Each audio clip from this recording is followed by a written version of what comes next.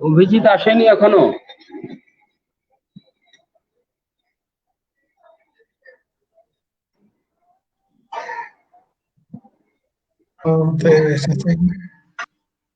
ঠিক আছে।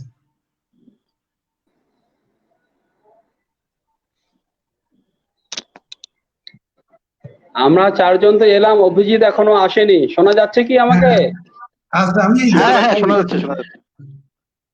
শোনা যাচ্ছে। পাওয়ার সাপ্লাই নেই, আমার পাওয়ার সাপ্লাই নেই। তার মানে আমার পাওয়ার সাপ্লাই একটু আগে এসেছে। আচ্ছা, ভালো খবর। আসবে না আমরা সবাইকে। আচ্ছা, 1 মিনিট, অভিজিৎ একটা ফোন করেছে, আমি ধরে নি। হ্যাঁ, আপনি করুন, আমি করব। হ্যাঁ হ্যাঁ, তোমার মেসেঞ্জারে আমি দিয়েছি, তুমি ওটাতে ক্লিক করো। মেসেঞ্জারে দেখো। না, তুমি ক্লিক করো, এসে যাবে। আমি অ্যাড করে দিচ্ছি। হ্যাঁ, আচ্ছা, মেসেঞ্জারে গেছে, মেসেঞ্জারে দেখো। হ্যাঁ,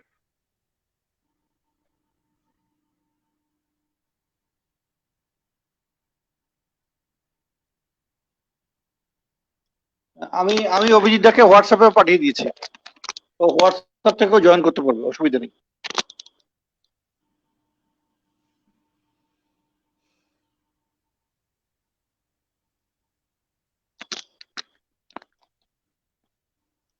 সমরদা, বলো, কেমন আছেন এই প্যান্ডামিকে?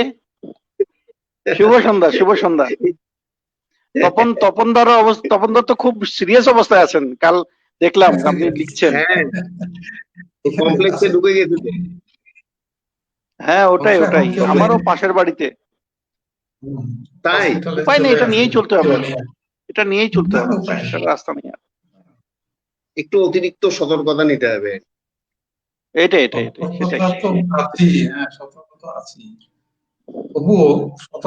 সবাই কম বেশি পরিমাণ। আসলে কি হয়, সতর্কতা সত্ত্বেও তো টাক পড়ে যায়। এমন জিনিস চোখে তো দেখা যায় না, সেটাই। দেখা তো যায় না, দেখা যায় না, সেটাই। কোথায় ওরা জয়েন করলো না তো এখনো?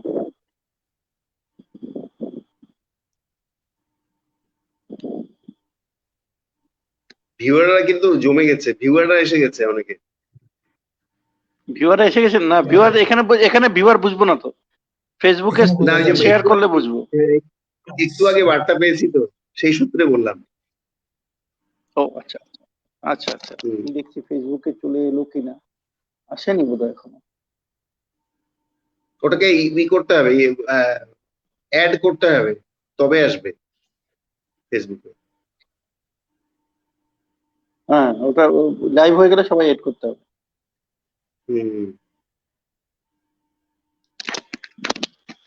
লাইভে চলে আসছি মনে হচ্ছে।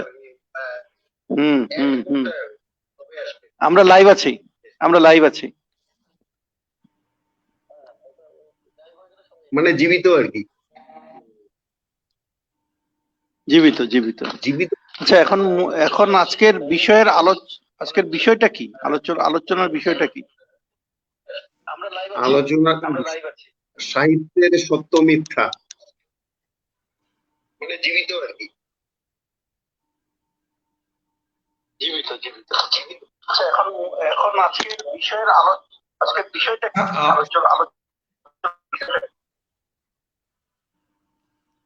আমার দুটো ছবি কেন ডিসপ্লে হচ্ছে?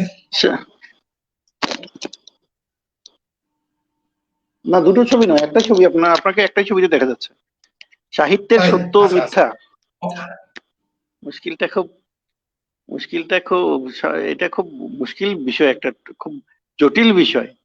এখন সাহিত্যের রাম সত্য না বাস্তবের রাম সত্য? আমাদের রবীন্দ্রনাথ এটার একটা নিদান দিয়েছেন, পরিষ্কার বলে দিয়েছেন যে রাম বাল্মীকির, হ্যাঁ সেটাই, বাল্মীকির রাম যতটা সত্য, বাস্তবে রাম না থাকলেও কোনো অসুবিধা নেই। বাল্মীকির মনের মধ্যে হ্যাঁ, সেই সত্য রচিবে তুমি। একেবারে। সত্যের সংজ্ঞা কি? সত্যের কোনো শাশ্বত সংজ্ঞাই নেই। কোনো সংজ্ঞা নেই, কোনো সংজ্ঞা নেই। সত্য বলে আসলে আদবে কিছু হয়ই না, সব ডিপেন্ডস অন আপেক্ষিক, পার্সপেক্টিভ।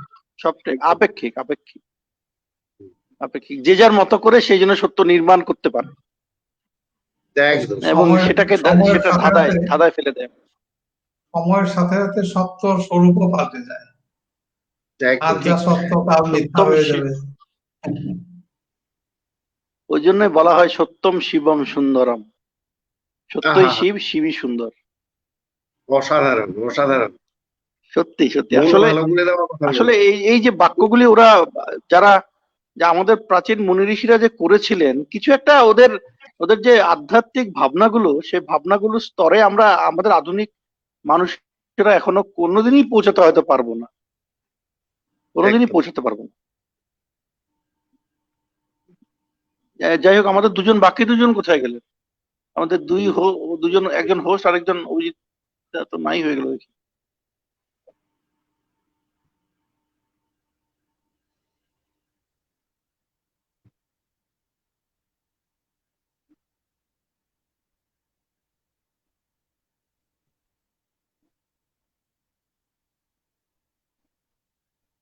হুম। তিনজন। দিলীপ কান্তি লস্কর তো আসবেন।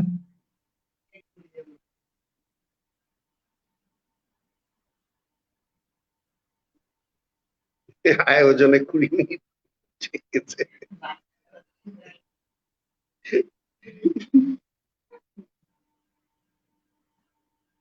এখন জিজ্ঞেস করছে হয়েছে, ভালো।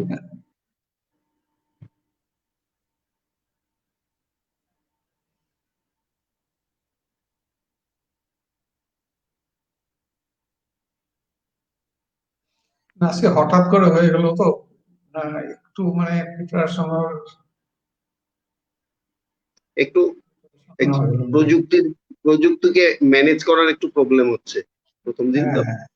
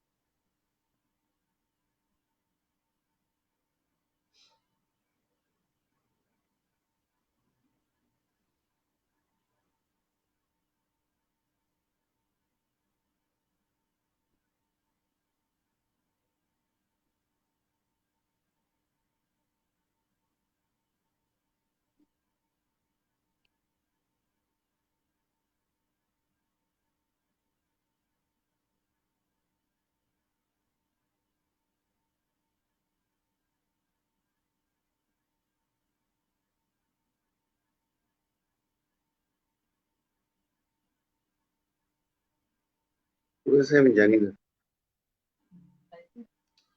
ওই যে কানেক্ট করছে আর কানেক্ট করে দিচ্ছে। আমরা তো তিনজন লাইভে আছি, শিবাশিস ম্যানেজ করছে যে কানেক্ট করে দিচ্ছে।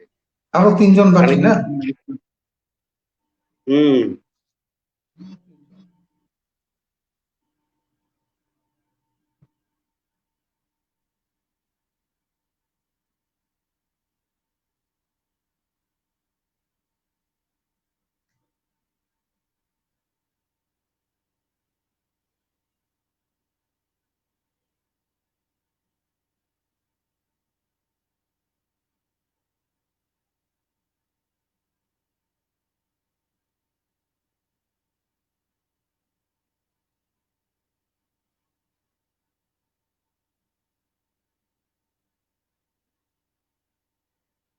কি গরম পড়েছে। ভীষণ গরম। হুম। বৃষ্টি হচ্ছে ওখানে? না না, কোনো বৃষ্টি নেই। আমাদেরও এই দুপুরে কয়েক ফোঁটা পড়েছে হালকা। এখানে কাল সকালবেলা বৃষ্টি ছিল, আচ্ছা। প্রচন্ড বৃষ্টি ছিল। ফ্ল্যাগ হোস্টিং এর সময় বৃষ্টি ছিল, এরপর আর বৃষ্টি নেই। ওয়েদারটা পছন্দসই হয়নি। এখন কি শোনা যাচ্ছে? হ্যাঁ ঠিক আছে, শোনা যাচ্ছে? শোনা যাচ্ছে। শোনা যাচ্ছে? ভিউয়ার হ্যাঁ শোনা যাচ্ছে। ভিউয়ার যাচ্ছে যাচ্ছে। সাউন্ডটা কম মনে হচ্ছে। শোনো, হ্যাঁ? ভিউয়াররা কি করে দেখবে? যাচ্ছে। ভিউয়াররা শব্দটা কি দেখবে কি কম? করে? ফেসবুকে লাইভ আছে, অসুবিধা নেই। আচ্ছা ফেসবুকে হ্যাঁ, লাইভ এখন আছে, শোনা যাচ্ছে? ভিউয়াররা ফেসবুকে দেখতে পাবে। আচ্ছা, আমাকে ঠিক শোনা আছে। যাচ্ছে না? হ্যাঁ হ্যাঁ হ্যাঁ যাচ্ছে, শোনা শোনা সব যাচ্ছে। শুনতে পাচ্ছি, ফাইন। শোনা যাচ্ছে? আমি নিজেই যাচ্ছে যাচ্ছে। আমি নিজেই আউট হয়ে গেছিলাম। হ্যাঁ আমি নিজেই আউট হয়ে গেছিলাম। নতুন তো, এই হচ্ছে সমস্যা। তা আমরা অভিজিৎকে আবার লিঙ্ক পাঠালাম, দিলীপ কান্তি লস্করকেও লিঙ্ক পাঠালাম, ওনারা ঢুকতে পারছেন না কেন বুঝতে পারছি না। মেসেঞ্জার এবং হোয়াটসঅ্যাপ দুটোতেই পাঠিয়ে, যাই হোক আমরা আলোচনাটা শুরু করতে পারি। হ্যাঁ শুরু করি করে নাকি? দিন। হ্যাঁ শুরু করে দিই, ঠিক আছে। শুরু করে দিই, শুরু করে দিই। শুরু করে দাও। আচ্ছা আচ্ছা আচ্ছা। ব্যাপারটা হচ্ছে আমরা এটা একটা নতুন আর কি আমরা শুরু করলাম। এটার জন্য credit goes to Sanjay Bhattacharya. কারণ সঞ্জয় অনেক সব ইনোভেটিভ আইডিয়াস গুলো সঞ্জয়ের থাকে, ওই আমাকে Three এইসব cheers বুদ্ধিগুলো for দেয় Sanjay. আর কি। হ্যাঁ হ্যাঁ, Three three cheers cheers for for Sanjay. Sanjay. Sanjay অনেক বুদ্ধি দিয়েছে আমাকে। যাই হোক, এটা একটা নতুন যে আমরা চারজন হলাম আজকে, আরো দুজন এলে ভালো হবে। যে আমরা এই যে একটা আলোচনা, একটা আড্ডা দিতে পারছি, এটা প্রথম আড্ডা। তা আড্ডার নামকরণটা সমরবাবু করেছেন সাহিত্য আড্ডা। আবার অভিজিৎ ফোন করেছে, অভিজিতের ফোনটা ধরলেই আমি আউট হয়ে যাব, সমস্যা হচ্ছে এটা। অভিজিৎকে আমি ফোন করে দিই। হ্যাঁ হ্যাঁ, আমি ফোন করি না না, ফোন অভিজিৎকে। আমি ওকে লিংক দিয়েছি আচ্ছা, তো, আমি ওকে লিংক দিয়েছি হোয়াটসঅ্যাপে। আমিও তো দিয়েছি। আচ্ছা, কারো অন্য ফোন থাকলে একটা ফোন করে দাও। আমি ফোন করে দিই। শিবাশিসকে দেবো। তা ব্যাপারটা হচ্ছে যে আমাদের এটা হচ্ছে সাহিত্যের একটা আড্ডা। নামকরণটা সৌরবাবু করেছেন সাহিত্য আড্ডা।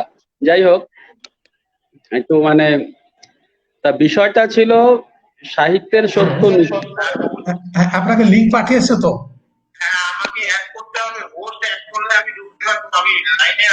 না, হোস্ট অ্যাড করতে হবে নাকি? আচ্ছা, দেখছি। হ্যাঁ, অভিজিৎ আছে।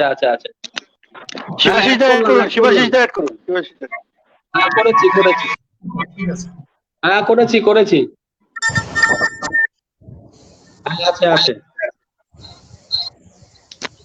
হ্যাঁ, ওয়েলকাম অভিজিৎ। দিলীপ বাবু এসছেন কিনা দেখুন, ওনাকেও অ্যাড করতে হবে। দিলীপ বাবুকে তো পাঠিয়েছি, উনি এখনো আসেননি।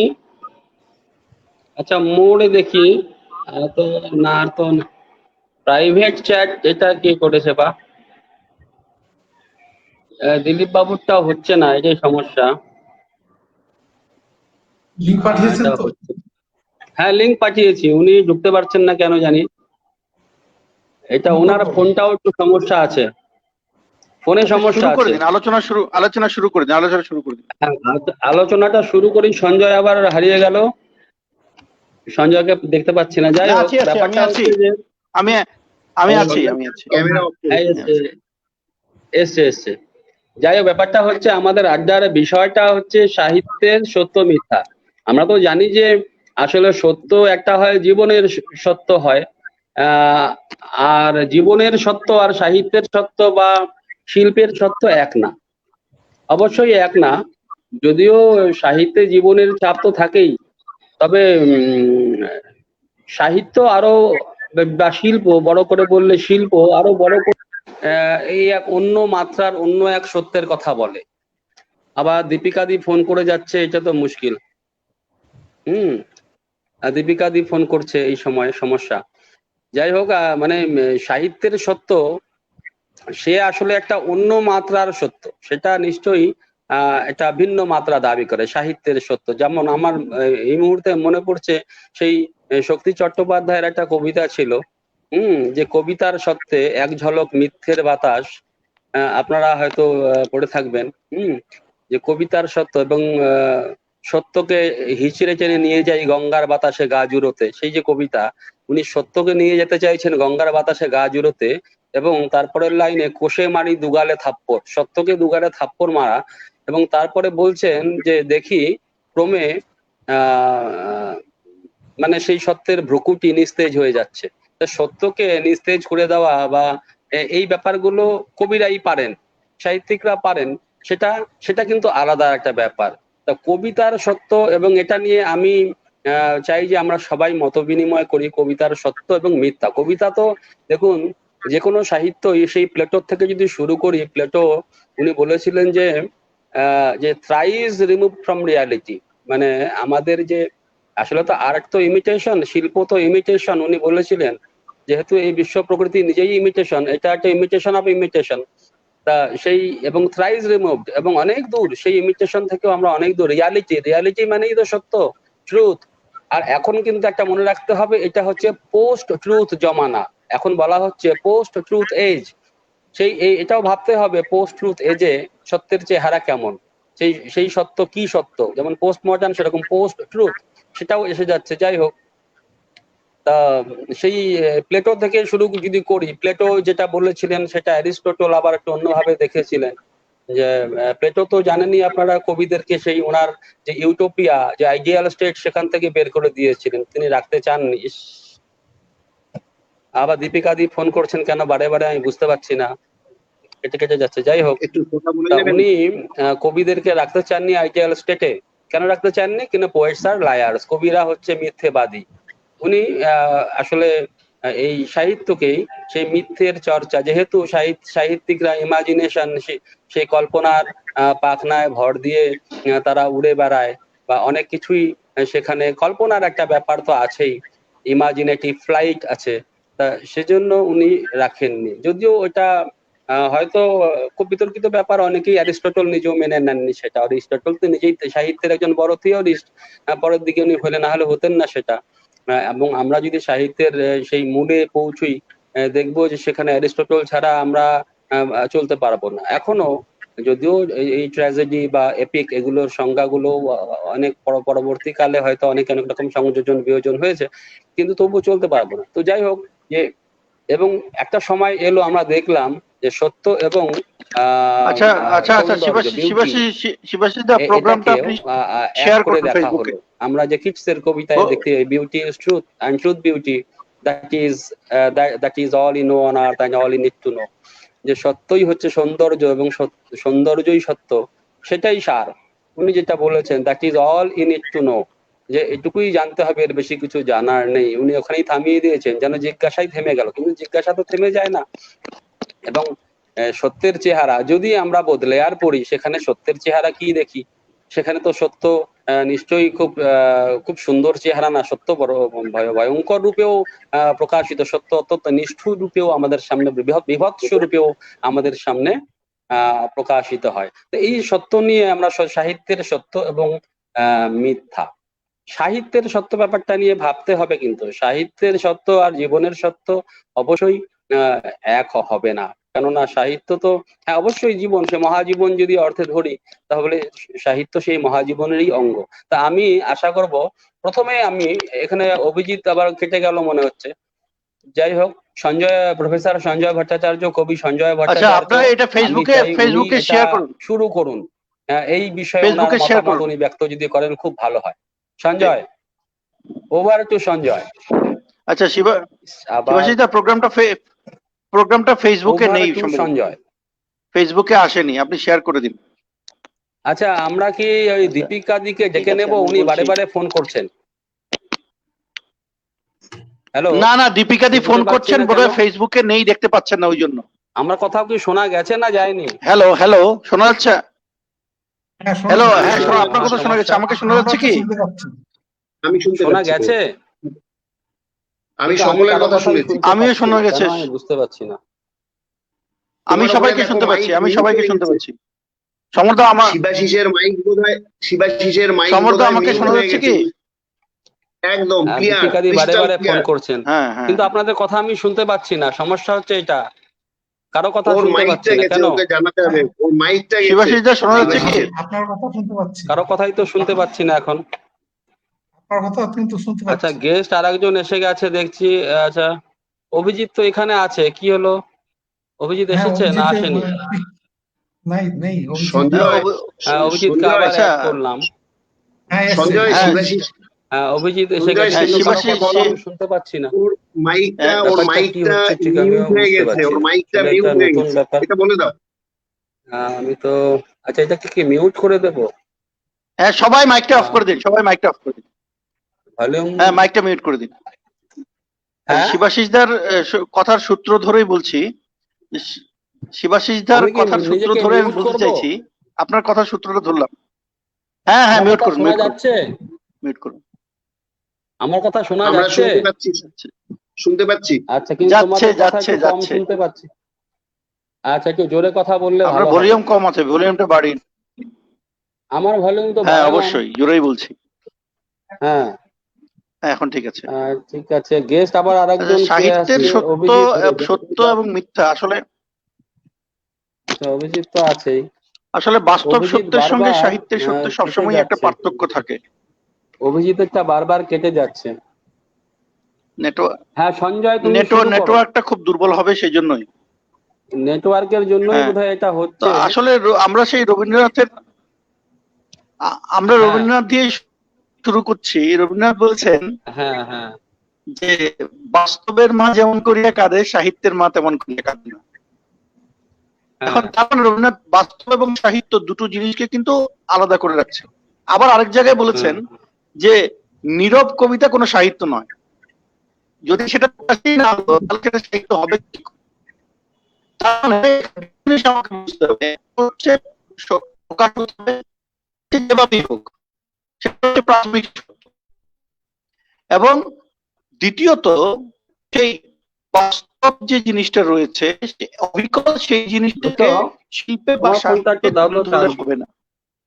তার মধ্যে এটা শুনতে পাচ্ছি না কেন? কিছুটা নিজস্ব কল্পনার জালক রস মেশাতে হবে। এটা হচ্ছে একদম প্রাথমিক সত্য বলার কথা। এই সত্যটা আমি একটা জিনিস বলতে চাই। এখন আমরা দেখতে পাচ্ছি, এখন উত্তর পূর্বাঞ্চলে একটা মানে সমালোচকদের মধ্যে কবিতা যারা সমালোচনা করেন তাদের তোমাকে ধরতে হবে।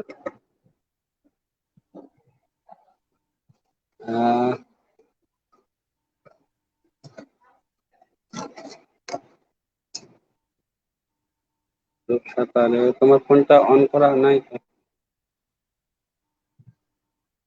আমি দেখি। রূপসাতারে কানেক্ট করে দাও।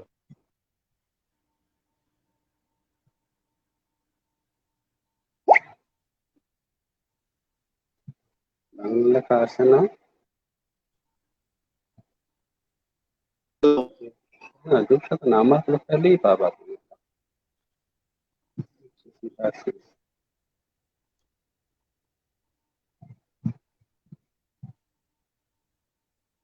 সমস্যা আছে। এই যে এটা হচ্ছে।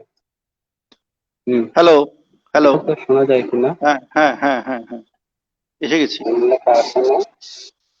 এখন হচ্ছে একটা কথা শোনা যায় প্রায় আমাদের এখানে, যে যারা আগে কবিতা লিখতেন তারা এখন যদি কোনো কারণে না লিখে থাকেন তাহলে সেই কবি মৃত। এটা হচ্ছে এক, প্রথমত। দ্বিতীয়ত হচ্ছে যে একজন কবি বৎসরের পর বৎসর ধরে হয়তো তিনি কোনো ছোট পত্রিকায় বা বিভিন্ন কাগজে পত্রে লিখে যাচ্ছেন, আমাকে কিন্তু হেডফোনটা তার কোনো দাও। বই হয়নি, ফলে তাকে আমরা কবিতার আলোচনা ধরবো না। ব্রাত্য। হ্যাঁ, আমাকে শোনা যাচ্ছে তো? আমাকে শোনা যাচ্ছে? একটা কথা শোনা যায় প্রায় আমাদের এখানে, যে যারা আগে কবিতা লিখতেন তারা এখন যদি কোনো কারণে না লিখে থাকেন তাহলে সেই কবি মৃত। কারো মাইক অন আছে, আপনারা মাইক একটু অফ করে দিন। সমুদ্রা, শিবাশিস দা, মাইক অফ করে দিন। হ্যাঁ হ্যাঁ হ্যাঁ, তখন দা মাইক অন আছে। শিবাশিস দা, মাইক অফ, মাইক মিউট করুন। রিপিট করছে, আমার কবিতা আমি শুনতে পাচ্ছি নাইলে। হ্যাঁ, এখন আচ্ছা, তো এখন কি দাঁড়ালো যে এই যে সমালোচক এখন কতটা সত্য সমালোচনা করছেন। আমি সাহিত্যের সত্য মিথ্যা বলতে, আমি যে শুধু কবিতা গল্প সেখানেই সত্য প্রকাশিত হবে আমি সেটা থেকে একটু সরে যেতে চাইছি। আমি বলতে চাইছি যে সমালোচনার মধ্যেও সততা থাকবে কিনা, সততা থাকা উচিত কিনা। এখন যিনি বৎসরের পর বৎসর ধরে কবিতা লিখছেন পত্রিকায়, তার কোনো বই নেই বলে তাকে আমরা কবি পদবাচ্য করবো না, তাকে আমরা কবিতা থেকে তালিকা থেকে বাদ দিয়ে দেবো? কিংবা সমরদা আগে প্রচুর কবিতা লিখেছেন, ইদানিং কোনো কারণে লিখছেন না, আবার হয়তো ভবিষ্যতে লিখবেন, তাকে আমরা কবিতা আলোচনা ধরবো না? এটা কি ধরনের কথা? এদের আমি আমি সরাসরি বলি, এদের আমি হলুদ সমালোচক বলে মনে করি। অভিজিৎদের একটা বিখ্যাত কবিতা আছে, নখে হলুদ কবিতা। এরা হচ্ছে হলুদ সমালোচক। এদের ওই গুয়াহাটি শিলচরের বাসে আকসার পাওয়া যাবে খুঁজলে। তো এই যে আলোচনাটা, আমাকে আমাকে যদি বলতে বলা হয় যে সাহিত্যের সত্য এবং মিথ্যাটা, এরা কি এখন একটা কোন এক সমালোচক, আমি একটা ছোট্ট দৃষ্টান্ত দিচ্ছি। আমি সঞ্জয় দার একটা বিখ্যাত কবিতার একটা লাইন ধরছি, সেই দুটো লাইনেরই বোধহয় কবিতাটা, আমার এই মুহূর্তে মনে নেই। কবিতাটা হচ্ছে যে, কবিতার লাইনটা এরকম যে, ডবকার সেই মেয়েটি কি জানে বিদ্যাসাগরের বর্ণ পরিচয়ের কথা, এরকম বোধহয় কিছু একটা লাইন ছিল। সেটা আলোচনা করতে গিয়ে একজন সমালোচক লিখছেন যে ডবকা একটা অঞ্চল, ডবকার মেয়েটির কথা লিখছেন। তারপর আবার তিনি আবার লিখছেন পরের যে, এখানে ডবকা মেয়েটির কথা কি বলা হচ্ছে? সমালোচক এই ধরনের সমালোচক কি বাংলা বোঝেন না? উনি বাংলাটা বোঝেন না। উনি কি এটা জানেন না যে একটা ডবকা শব্দের পরে যখন ষষ্ঠীর একটা র যুক্ত হয়, তখন একটা বিশেষ কিছু নির্দিষ্ট করে দেয়। ডবকার মেয়েটি, ডবকা আসামের একটা বিশিষ্ট অঞ্চল, এবং অনেকেই জানেন না, আবার অনেকে জানেনও যে 1992 এবং 96 যখন বাবরি মসজিদের গন্ডগোল হয় 92-তে, তখন সেখানে একটা ভয়াবহ দাঙ্গা হয়েছিল, এবং সেই দাঙ্গায় প্রচুর পরিবার ক্ষতিগ্রস্ত হয়েছিল।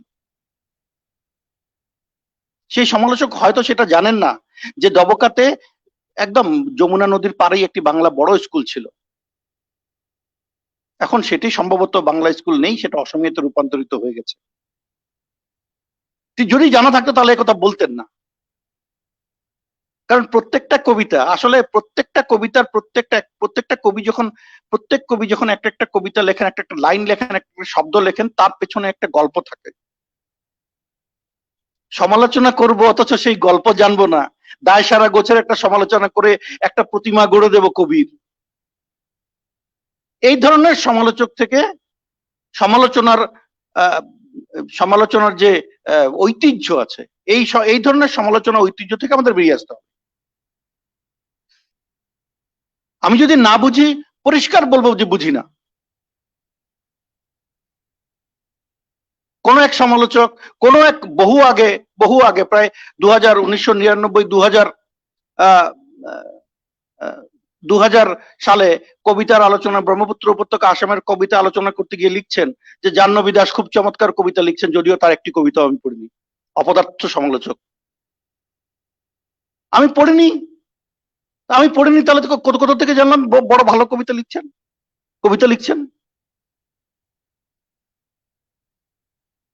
এটা সমালোচনা? এটাকে সমালোচনা বলবো?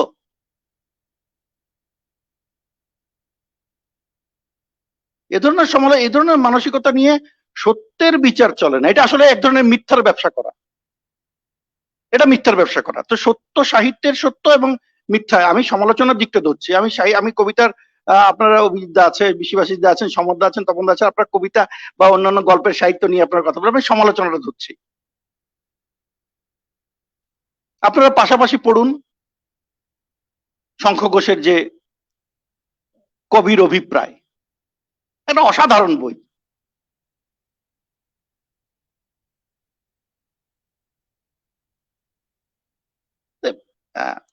সেই বইয়ের সঙ্গে সেই যে সমালোচনার একটা ট্রেন্ড তিনি তৈরি করছেন, সেই মানের সমালোচনা, সাহিত্য সমালোচক এখানে কোথায়?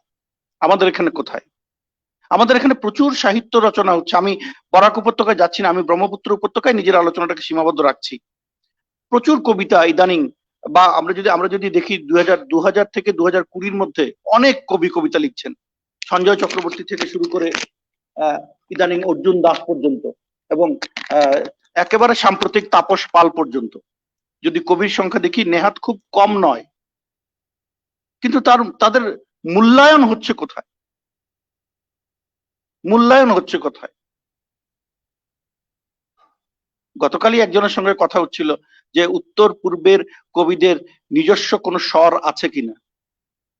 অবশ্যই আছে, এবং যদি আমরা আলাদা করে ইন্ডিভিজুয়াল বিচার করি, প্রত্যেককে আলাদা করে বিচার করি, প্রত্যেক প্রতিষ্ঠিত কবির নিজস্ব একটি স্বর এবং সুর দুটোই আছে, এবং সেই সুর এবং স্বর না ধরে কবিতার আলোচনা যিনি করতে যান,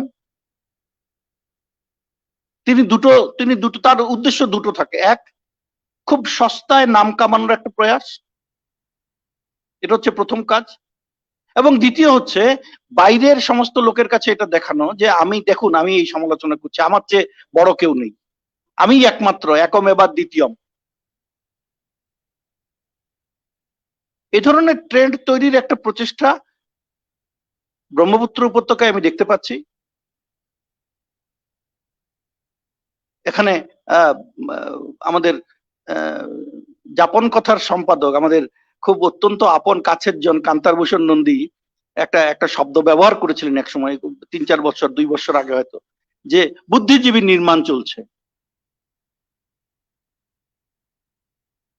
হয়তো কথাটা সত্যি, ভুল নয়।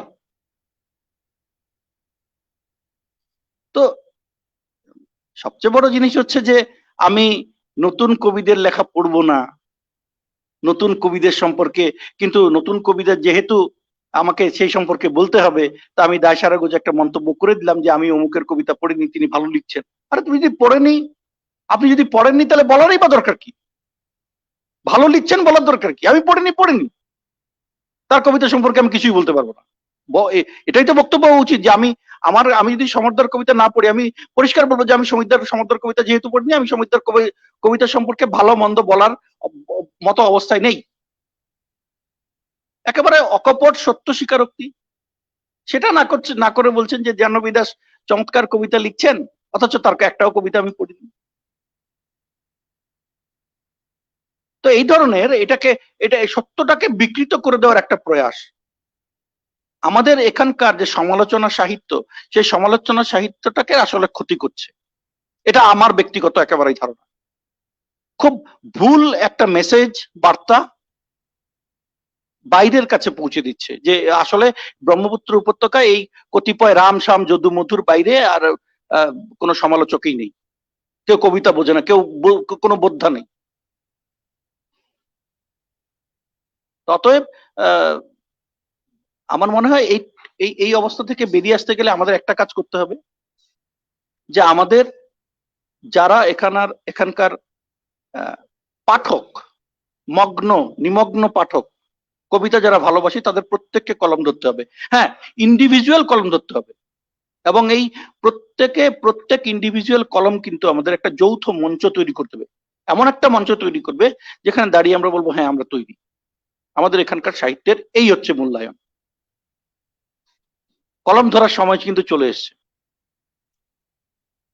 ফলে সাহিত্যের যে সৃষ্টি হচ্ছে, সাহিত্যের যে সৃজন হচ্ছে, গল্প, কবিতা, উপন্যাস, নাটক উত্তর পূর্বাঞ্চলে, বিশেষ করে ব্রহ্মপুত্র উপত্যকায়, তার একটা সমালোচনা, একটা মূল্যায়ন করার সময়, সত্য মূল্যায়ন করার সময়, এবং সেই হলুদ সমালোচকদের খপ্পর থেকে এই সমালোচনাটাকে বের করে আনার দায়ও কিন্তু এখন আমাদের নিতে হবে। আমি জানি না এটা আপনারা কি মনে করবেন, কতটা ঠিক বলেছি কতটা ভুল বলেছি, কিন্তু আমার যেটা বক্তব্য, মানে আমার যেটা মনে হয়েছে, যেটা করা উচিত, সেটা আমি অকপটে আপনাদের সামনে তুলে ধরলাম। আমি এরপর শিবাশিস দাকে বলবো যে আপনি অন্য কাউকে শুরু করুন। আচ্ছা, সঞ্জয়ের বক্তব্য শুনলাম। আসলে সঞ্জয় যেটা বলেছে আমিও এর সঙ্গে একমত এই জন্যই যে আসলে যখন সমালোচনা যদি খুব উদ্দেশ্য প্রণোদিত ভাবে আমরা করি, কাউকে তুলে ধরবো, কাউকে আমি শেষ করে দেব, এটা কিন্তু খুন করার মতন ব্যাপার। আসলে একজন কবি, একজন সাহিত্যিককে খুন করার ব্যাপার। যারা সাহিত্য চর্চা করে, সাধনা করে, তারা তো একটা এমন একটা মানসিক অবস্থায় চলে যায়, বা তারা থাকে, সেই মগ্ন অবস্থায় থাকে, সেখানে কিন্তু সেই ফুলের ঘায়ে মূর্ছা যাওয়ার ব্যাপার থাকে। সামান্য আঘাতেই আপনারা জানবেন যে কবি কিটসের বিরুদ্ধে যেটা সমালোচনা হয়েছিল, আমি যেহেতু ইংরেজি সাহিত্যের মানুষ, সেহেতু ইংরেজি সাহিত্যের কথাগুলো আমি একটু বলি। এবং শেলির ধারণা হয়েছিল যে সেই বিরূপ সমালোচনার জন্যই কিটসের মৃত্যু হয়েছে, শেলির ধারণা হয়েছিল। এবং উনি তৎক্ষণাৎ কিটসের মৃত্যুর উপরে অ্যাডোনেইস কবিতা লিখে ফেলেন, অ্যাডোনেইস। তা সেরকম হয় যে কেউ মরেও যেতে পারে সমালোচনায়। তা সমালোচক আসলে, সমালোচনা মানে কি, সমালোচনা মানে কি, সে কি খুনি? আমার তো মাঝে মাঝে এরকম সমালোচনা যখন দেখি, আমার তখন মনে হয় এই আলপটকা মন্তব্য, যে এই যে আর এত প্রেম ভাল লাগে না। আমি পড়েছিলাম কারো আমাদেরই একজন কবির সম্পর্কে এক এমন লিখিত লিখিত আকারে সে একটা প্রবন্ধের মধ্যে এভাবে লেখা যে এত প্রেম আর ভাল লাগে না। আচ্ছা, একজন তো প্রেমের কবিতা লিখতেই পারেন, কেউ প্রেমের কবি হতে পারেন। হ্যাঁ, যেমন রমানাথ ভট্টাচার্য, অনেকে উনি খুব ওনার কবিতায় প্রেম বিষয়টা খুব আসে। দীপিকা বিশ্বাস, প্রেম বিষয়টা আসে তার, সে প্রেমের কবি হতে পারে। আর সব কবি আসলে মূলত প্রেমেরই কবি। সেই বিভিন্ন ভাবে, বিভিন্ন ভাষায়, বিভিন্ন চিত্রকল্পে, বিভিন্ন আবহ, বিভিন্ন ভাবে সেটা প্রকাশ পায়। তা আমি এভাবে উড়িয়ে দিতে পারি না যে এত প্রেম আর ভাল লাগে না। সে আবার রিটেন লিখিত ভাবে, কি আশ্চর্য! এভাবে একজনকে খুন করা উচিত? জাহ্নবী দাস কবিতা এখন আর লেখে না। আমার তো সন্দেহ হয় যে কেন লেখে না। আমার সন্দেহ হয় নিশ্চয়ই সঞ্জয় ভট্টাচার্যের সেই আক্ষেপটা আছে বলেই উনি আজকে এখানে এই মত প্রকাশ করলেন। জাহ্নবীর কবিতা আমি পড়েছি, খুব অল্প, বেশি পড়িনি। আমারও খুব মনে হয় যে ভীষণ প্রতিভাময়ী একজন কবি, লিখছেন না। কেন লিখছেন না? অনেকেই তো ছেড়ে দেন। বা যারা আমাদের এখানকার যারা কবি আছেন, বিশেষত যারা মহিলা কবি কথাটা ঠিক না, যদিও আমি জাস্ট বোঝানোর জন্য বলছি। সেই তাদেরকে আলাদা করে ক্যাটাগরাইজ করে তাদের কবিতায় আত্মকথন বেশি। হুম আত্মকথন কোন কবির কবিতায় নেই? আমি তো কিছুদিন আগে দারু হরিদ রায়, অমিতাভ দেব চৌধুরীর সেই কবিতা পড়লাম। অমিতাভ দেব চৌধুরীর কবিতা পড়লাম দারু হরিদ রায়। সেখানে আমি দেখলাম বিদেহিনীকে মনে হচ্ছে এরকম। তো সেটা তো আত্মকথনই। তবে হ্যাঁ, আত্মকথন নিশ্চয়ই একটা সময়ে সেটা সেই আত্মকথনের সীমা পার হয়ে যেটাকে ডিপার্সোনালাইজড হয়ে যাওয়া বলে। হ্যাঁ, মানে ব্যক্তিগত আর থাকলো না, সেটা সর্বজনীন হয়ে গেল, সবার হয়ে গেল। আসলে কবির অনুভূতিকে সবাই শেয়ার করে, সবার হয়ে যায় বলেই পাঠকদের ভালো লাগে। আমি যখন কবিতা পড়ছি সেটা আমার ভালো লাগছে কেন? সেটা আমার হয়ে গেছে বলে ভালো লাগছে। হুম সেটাই হয় আসলে, আমার হয়ে যায়, পাঠকের হয়ে যায়। কবির থাকে না সেটা, কবির মালিকানাও দাবি করতে পারে না আসলে কোনো কবিতার। এরকমও হয় যে আমি একটা কবিতা লিখেছি, তখন কি মনে করে লিখেছিলাম অনেক কিছুদিন পরেই হয়তো আমার সেটাও মনে নাও থাকতে পারে, যে আমি কি মনে করে এই লাইনটা লিখেছিলাম আমার মনেই থাকলো না, কারণ আমি তখন একটা ঘোরের মধ্যে ছিলাম। সেটাই হয় আসলে। তা আমাদের সবার লেখাতেই আত্মকথন থাকে, হ্যাঁ, আমরা সেটাকে উত্তীর্ণ হয়ে যাই, পার হয়ে যাই।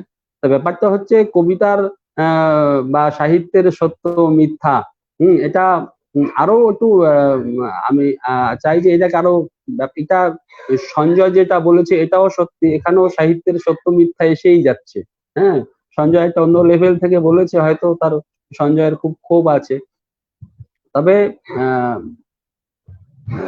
এগুলো নিয়ে চর্চা তো হওয়া উচিত। সমালোচনা সাহিত্য নিশ্চয়ই আমাদেরকে ঋদ্ধ করবে, আমাদের খুন করবে না, এটা আমি আশা করব। আলপটকা মন্তব্য, হ্যাঁ, যখন যা খুশি এটা বলে দিলাম। আমার তো কোনো কোনো সময় মনে হয় যে যাকে আমি মনে করতাম যে কবিতার বোধ আছে, তার আদৌ কি বোধ আছে? আমার তো সন্দেহ হয়ে যাচ্ছে ইদানিং যে এইসব মন্তব্য কি করে একজন লোক করতে পারে। তার বোধ থাকার কথা মনে হয় আর কি, লেখালেখি করে, তারপরে দেখি এরকম কথাবার্তা। উত্তর পূর্বের কবিতার মধ্যে খুব বেশি পরিমাণে আছে ন্যারেটিভ। ন্যারেটিভ মানে কি? ন্যারেটিভ পোয়েট্রি কাকে বলে আমি তো পড়েছি, আমি তো ইংরেজি সাহিত্যের ছাত্র। যেমন এপিক, মহাকাব্য, ন্যারেটিভ পোয়েট্রি, সেখানে গল্প থাকে, যে কবিতায় একটা গল্প থাকে। জয় গোস্বামীর বেণী মাধব বেণী মাধব তোমার বাড়ি যাব, সেটার মধ্যে একটা গল্প আছে। অনেক কবিতায় গল্পের এলিমেন্ট থাকতে পারে। সুনীল গাঙ্গুলির কবিতা, শক্তিবাবুর কবিতা তো গল্পের এলিমেন্ট অনেক জায়গায় আছে। অনেক বড় বড় কবির কবিতা থাকে, সেটা কিন্তু একটা কবিতার একটা একটা একটা আলাদা একটা উম, এক ধরনের কবিতা, একটা ক্যাটাগরি। সেটাকে কবিতা না বলে নস্যাৎ করা বা সেটাকে তার তুচ্ছ করা, সেটাও ঠিক না। আর উত্তর পূর্বের কবিতায় ন্যারেটিভ থাকতেই পারে, কিন্তু আমার মনে হয় না খুব বেশি আছে। এই যে এসব কথাগুলো তো বলা ঠিক না। বা আত্মকথন, আত্মকথন সব কবি করে, কে কে কে আত্মকথন না করে। যখন তপন মহন্ত লিখছেন, হুম আহ এই যে উম আমার স্ত্রীও যেতে বন গীতে উপহার, এই যে কবিতাটা ওনার, হ্যাঁ, আমার বাবারা তবু আজীবন ডিভোটার, এটা কি আত্মকথন না? কিন্তু একই সঙ্গে এটা সারা আসামের এই 1 কোটি বাংলা ভাষীর ন্যারেটিভ, মর্মবেদনার স্বাক্ষর বহন করছে। সেটা সেটা অবশ্যই সে আত্মকথন হয়েও সেটা আমাদের সবার কথন, আমাদের সবাইকে রিপ্রেজেন্ট করে। তা আমি এবার অনুরোধ করব সমরদেবকে কিছু বলার জন্য। সমরদেব বাবু, ওভার টু ইউ, আপনি কিছু বলুন। আমি আনমিউট বলছি। করছি। হ্যাঁ, যেটাকে আমরা করেছি, শিরোনাম হিসেবে তুলে এনেছি যে সাহিত্যের সত্য মিথ্যা, আমি এই জায়গায় আরেকটু আলোকপাত করতে চাইছি। এবং ঘটনা হচ্ছে, অবশ্যই যে সমালোচনা প্রসঙ্গে তোমরা দুজনে যা বলেছো, খুব সত্যি কথা, খুব সত্যি কথা। এবং সমালোচনাও সাহিত্য, সাহিত্যের সমালোচনা সঠিকভাবে যখন হয় সেটাও সাহিত্য হয়ে ওঠে।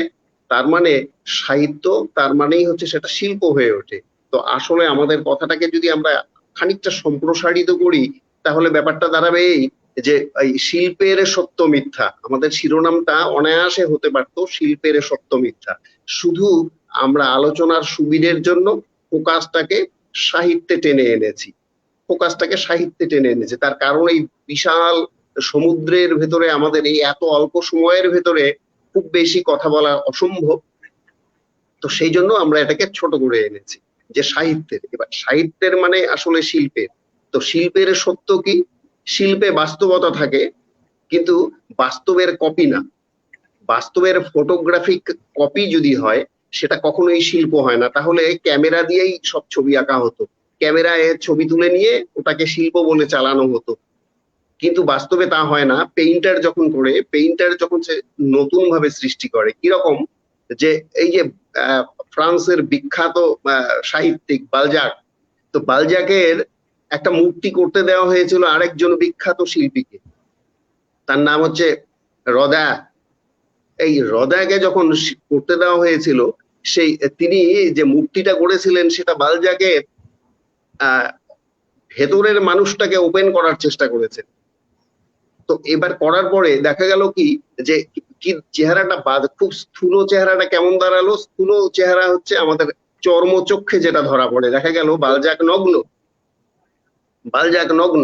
তো এই বালজাক নগ্ন এটা নিয়ে ধুমধুমাল লড়াই লেগে গেল ফ্রান্স জুড়ে। হ্যাঁ, শিল্পের সঙ্গে কোনো রকম সংযোগ নেই, কোনো দীক্ষা নেই, শিক্ষা নেই, এইরকম লোকজন রাস্তায় নেমে পড়লো, মিটিং মিছিল ধুমধুমার স্লোগান।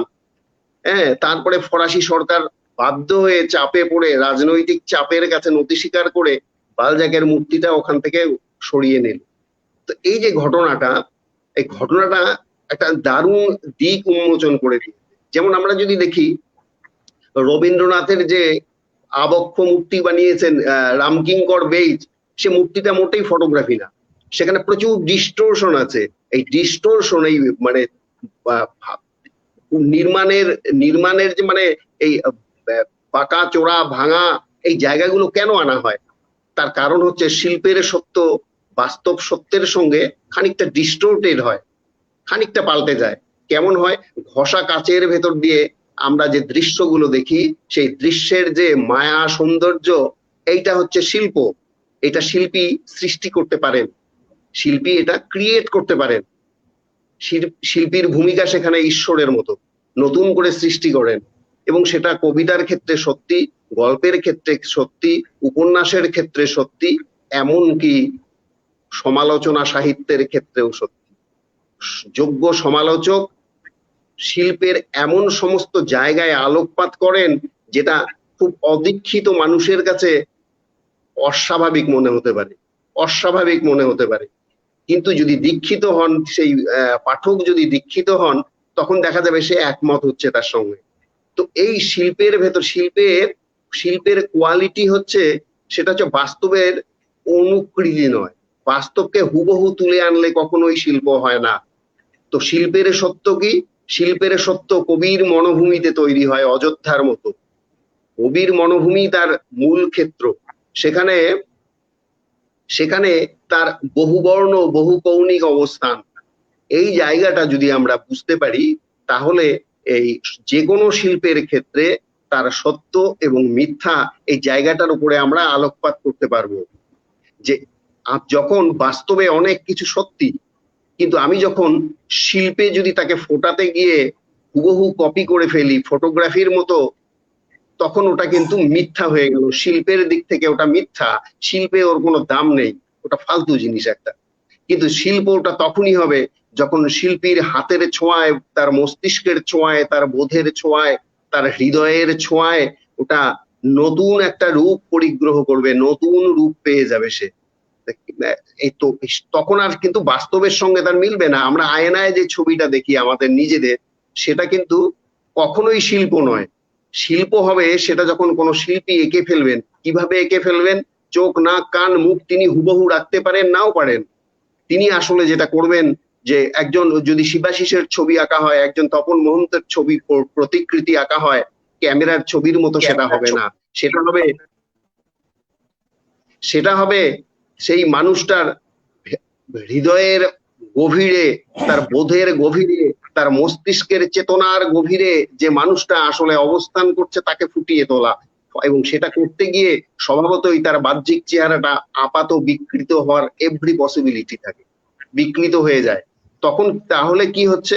এক সমান্তরাল সৃষ্টি যখন শিল্প সৃষ্টি করা হচ্ছে, তখন সমান্তরাল একটা ব্যাপার তৈরি করা হচ্ছে। যেমন কোন গদ্য সাহিত্যের ক্ষেত্রে ধরা যাক একটা গল্প, সেই গল্পে এমন প্রচুর সিচুয়েশন তৈরি করা হচ্ছে যেটা বাস্তবের সঙ্গে মিলছে না, কিন্তু সেটা হচ্ছে। তার কারণ এখানে শিল্পের বাস্তবতা আসলে বাস্তবের মতো, বাস্তব নয়, বাস্তবের মতো। এই বাস্তবের মতো মানে হলে হতেও পারতো, এইরকম একটা ব্যাপার ওখানে কাজ করে। এই বিভ্রম সৃষ্টি করতে পারে, এই মায়া সৃষ্টি করতে পারে বলেই সে শিল্পী। এবং এটা কবিতার ক্ষেত্রে সত্যি, ছবির ক্ষেত্রে সত্যি, যে কোনো শিল্পের ক্ষেত্রে সত্যি। যেমন নভেলের ক্ষেত্রে কি হয়, উপন্যাসের ক্ষেত্রে বা গল্পের ক্ষেত্রে একজন শিল্পী তার ভূমিকাটা থাকে স্থাপত্য শিল্পীর মতো। কিরকম ভাবে? একটা পুরো শহর, একটা পুরো নগর বিজ্ঞানীর মতো তিনি পরিকল্পনা করেন। পুরো ব্লুপ্রিন্ট তার একার, এবং সেখানে প্রতিটি বাড়ি, প্রতিটি ড্রেন একটা একটা করে ইট গেঁথে গেঁথে তিনি তৈরি করেন। প্রতিটি মানুষ সেখানে প্রতিস্থাপন করেন তিনি একা, এবং সেখানে তাকে কেউ হেল্প করে না, কেউ সহায়তা করে না। এবং এই যে একটা বিকল্প জগৎ তৈরি করছেন তিনি, এই বিকল্প জগৎটাই হচ্ছে শিল্পের সত্য, যেটা কিনা বাস্তব সত্যের সঙ্গে মিলবে না। আমরা যখন দিকশূন্যপুর বলি পেয়ে যাই, সুনীলের লেখায় দিকশূন্যপুর পাই, এবং দিকশূন্যপুর কোনো বাস্তব জায়গাই নয়।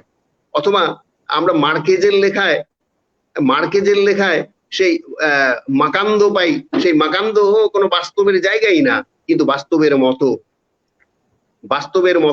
এই বাস্তবের মতো এই ব্যাপারটাই হচ্ছে শিল্পের মূল জায়গা। সেখানেই সত্য নির্ভর করে। এবং দেখা গেল আমি যদি সত্যি দিল্লি, কলকাতা, গুয়াহাটি, ব্রহ্মপুত্র, গঙ্গা, ভোলগা অথবা টেমস এগুলো দিতে থাকি, তাই মনেই কিন্তু ওটা বাস্তব হলো না। শিল্পের ক্ষেত্রে ওটা মার খাবে। তার কারণ অনেক সময়ই সেই নামটা ওখানে নতুন একটা বোঝার মতো পিঠে চেপে বসবে, শিল্পের ঘাড়ে চেপে বসবে।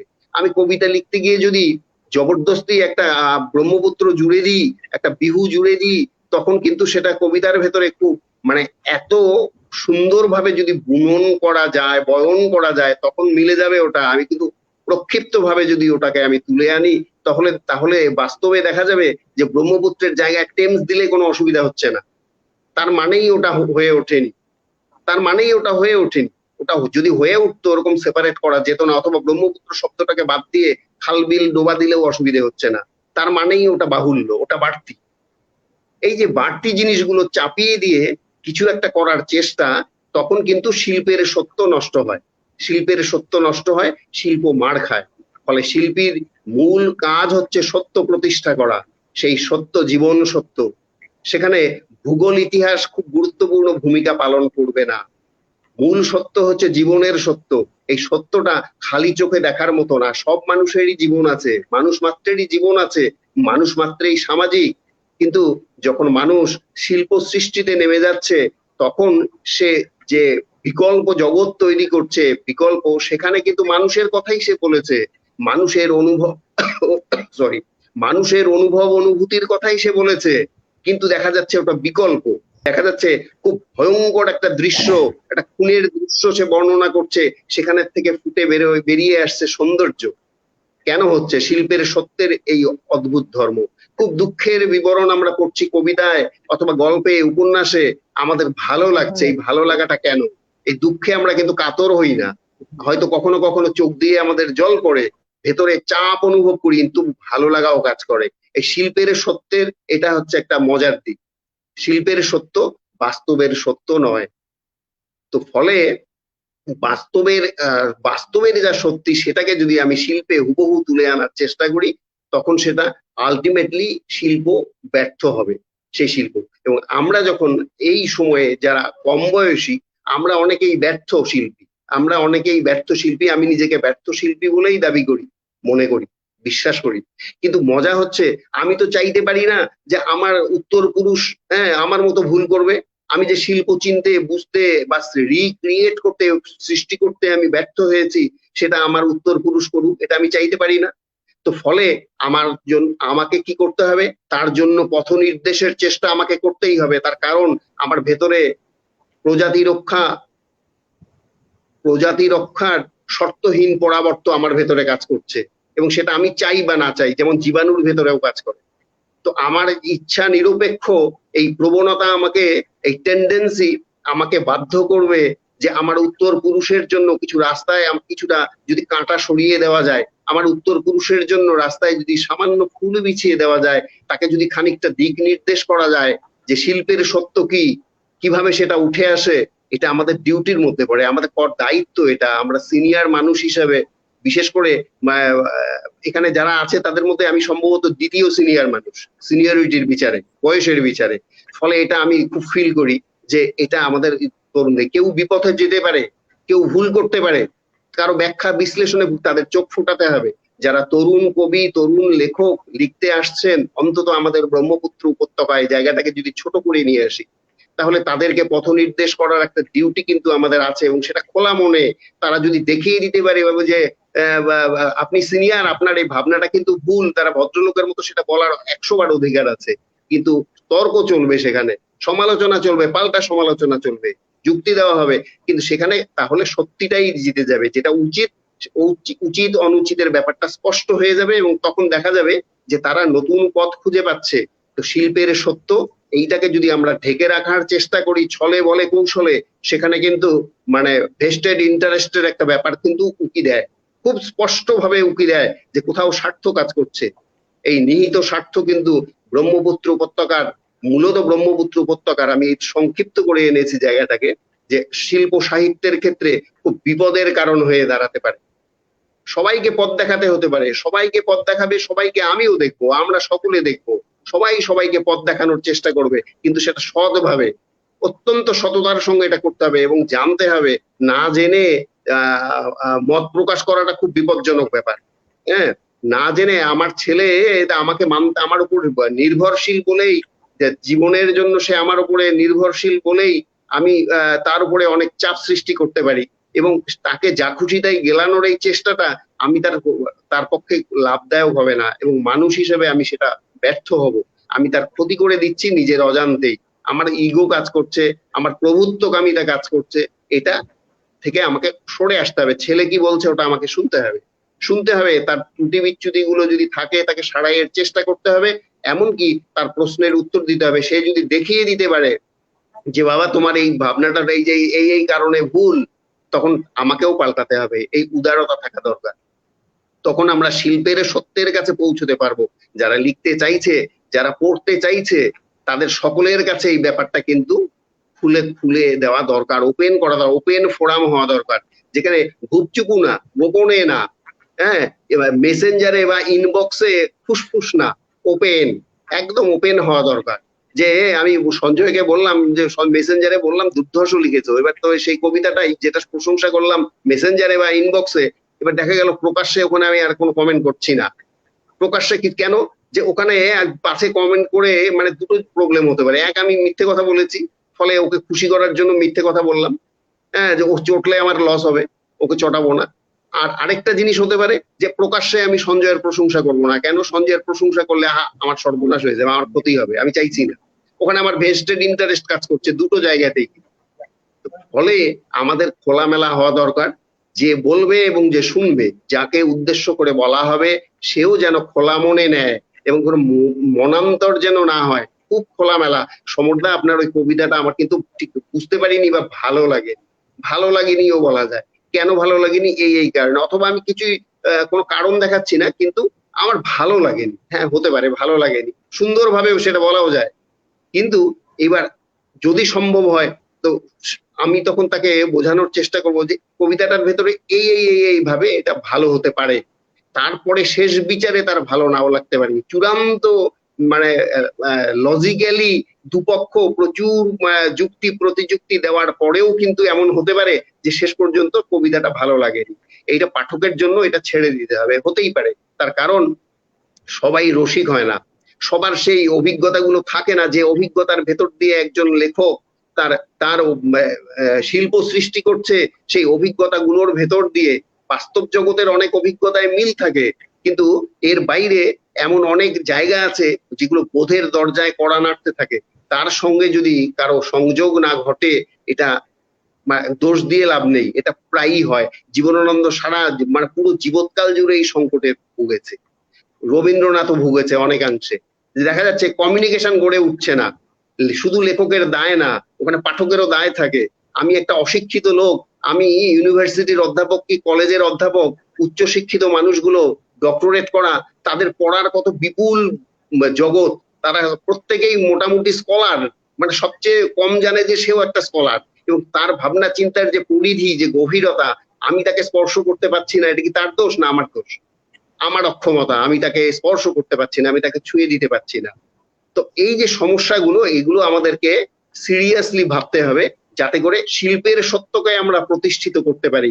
আমরা যদি শিল্পের সত্যকে প্রতিষ্ঠিত করতে না পারি, তাহলে ব্রহ্মপুত্র উপত্যকায় দেখা যাবে অকবিকে কবি বলে আমরা দাঁড় করিয়ে দিয়ে, হ্যাঁ, ধুমধুমার নাটক করে দেব, সংবর্ধনা দেব, মালা দেব, হ্যাঁ, টোকা কি বলে ওটাকে, ইত্যাদি দিয়ে আমরা তাকে খুব তুলে ধরবো। ফলে দেখা যাবে কি, যে শুকিয়ে শুকিয়ে একটা দুটো প্রকৃত প্রতিভা শুকিয়ে মরে, হেজে মরে শেষ হয়ে যাবে। দেখে লাভটা কার হবে? ওই লোকটা মরেছে, মরুক, যায় আসে না। কিন্তু অ্যাজ এ হোল ব্রহ্মপুত্র উপত্যকার বাঙালির পক্ষে এটা ভয়ঙ্কর। দেখা যাচ্ছে বিভিন্ন জায়গায় চক্র তৈরি হচ্ছে, এবং এই চক্র থেকে চক্রান্ত, এবং তারপরে কাকে কাকে বসিয়ে দেওয়া হবে, কাকে কাকে তুলে ধরা হবে। আমি এটার পক্ষে নই, আমি এটার পক্ষে নই। কোনো অকবিকে জবরদস্তি, হ্যাঁ, যে দেখা গেল অমুকের কবিতায় কম্পিউটার আছে, এবার কম্পিউটার থাকলেই খুব ভালো হবে, এটা কে বললো তাকে? অমুকের কবিতা কম্পিউটার আছে বা কিবোর্ড আছে, বিরাট কবি বলে দাঁড় করিয়ে দিলাম। এটা ভুয়ো ভুয়ো মানদণ্ড খাড়া করে জবরদস্তি বলছি এবার এটা হচ্ছে একদম সেরা, এটা শ্রেষ্ঠত্বের প্রমাণ। আসলে ভেস্টেড ইন্টারেস্ট তখনই ধরা পড়ে যায় যখন দেখা যায় যে যা আছে সেটাকে নিয়ে এইভাবে প্রজেক্ট করা হয়। আসলে কবিতার শর্তের মধ্যে, শিল্পের শর্তে এগুলো পড়েই না, যেগুলোকে সামনে মানদণ্ড হিসেবে খাড়া করে দেওয়া হচ্ছে। ফলে আমাদের এই শিল্পের সত্যের কাছে আমাদের পৌঁছতে হবে। সবাইকে উদাত্ত আহ্বান জানাতে হবে, সব সমালোচনা মাথা পেতে নিতে হবে এবং কাউন্টার করতে হবে। এটুকুই আমার আহ্বান। এবার তপনদা কিছু বলুন।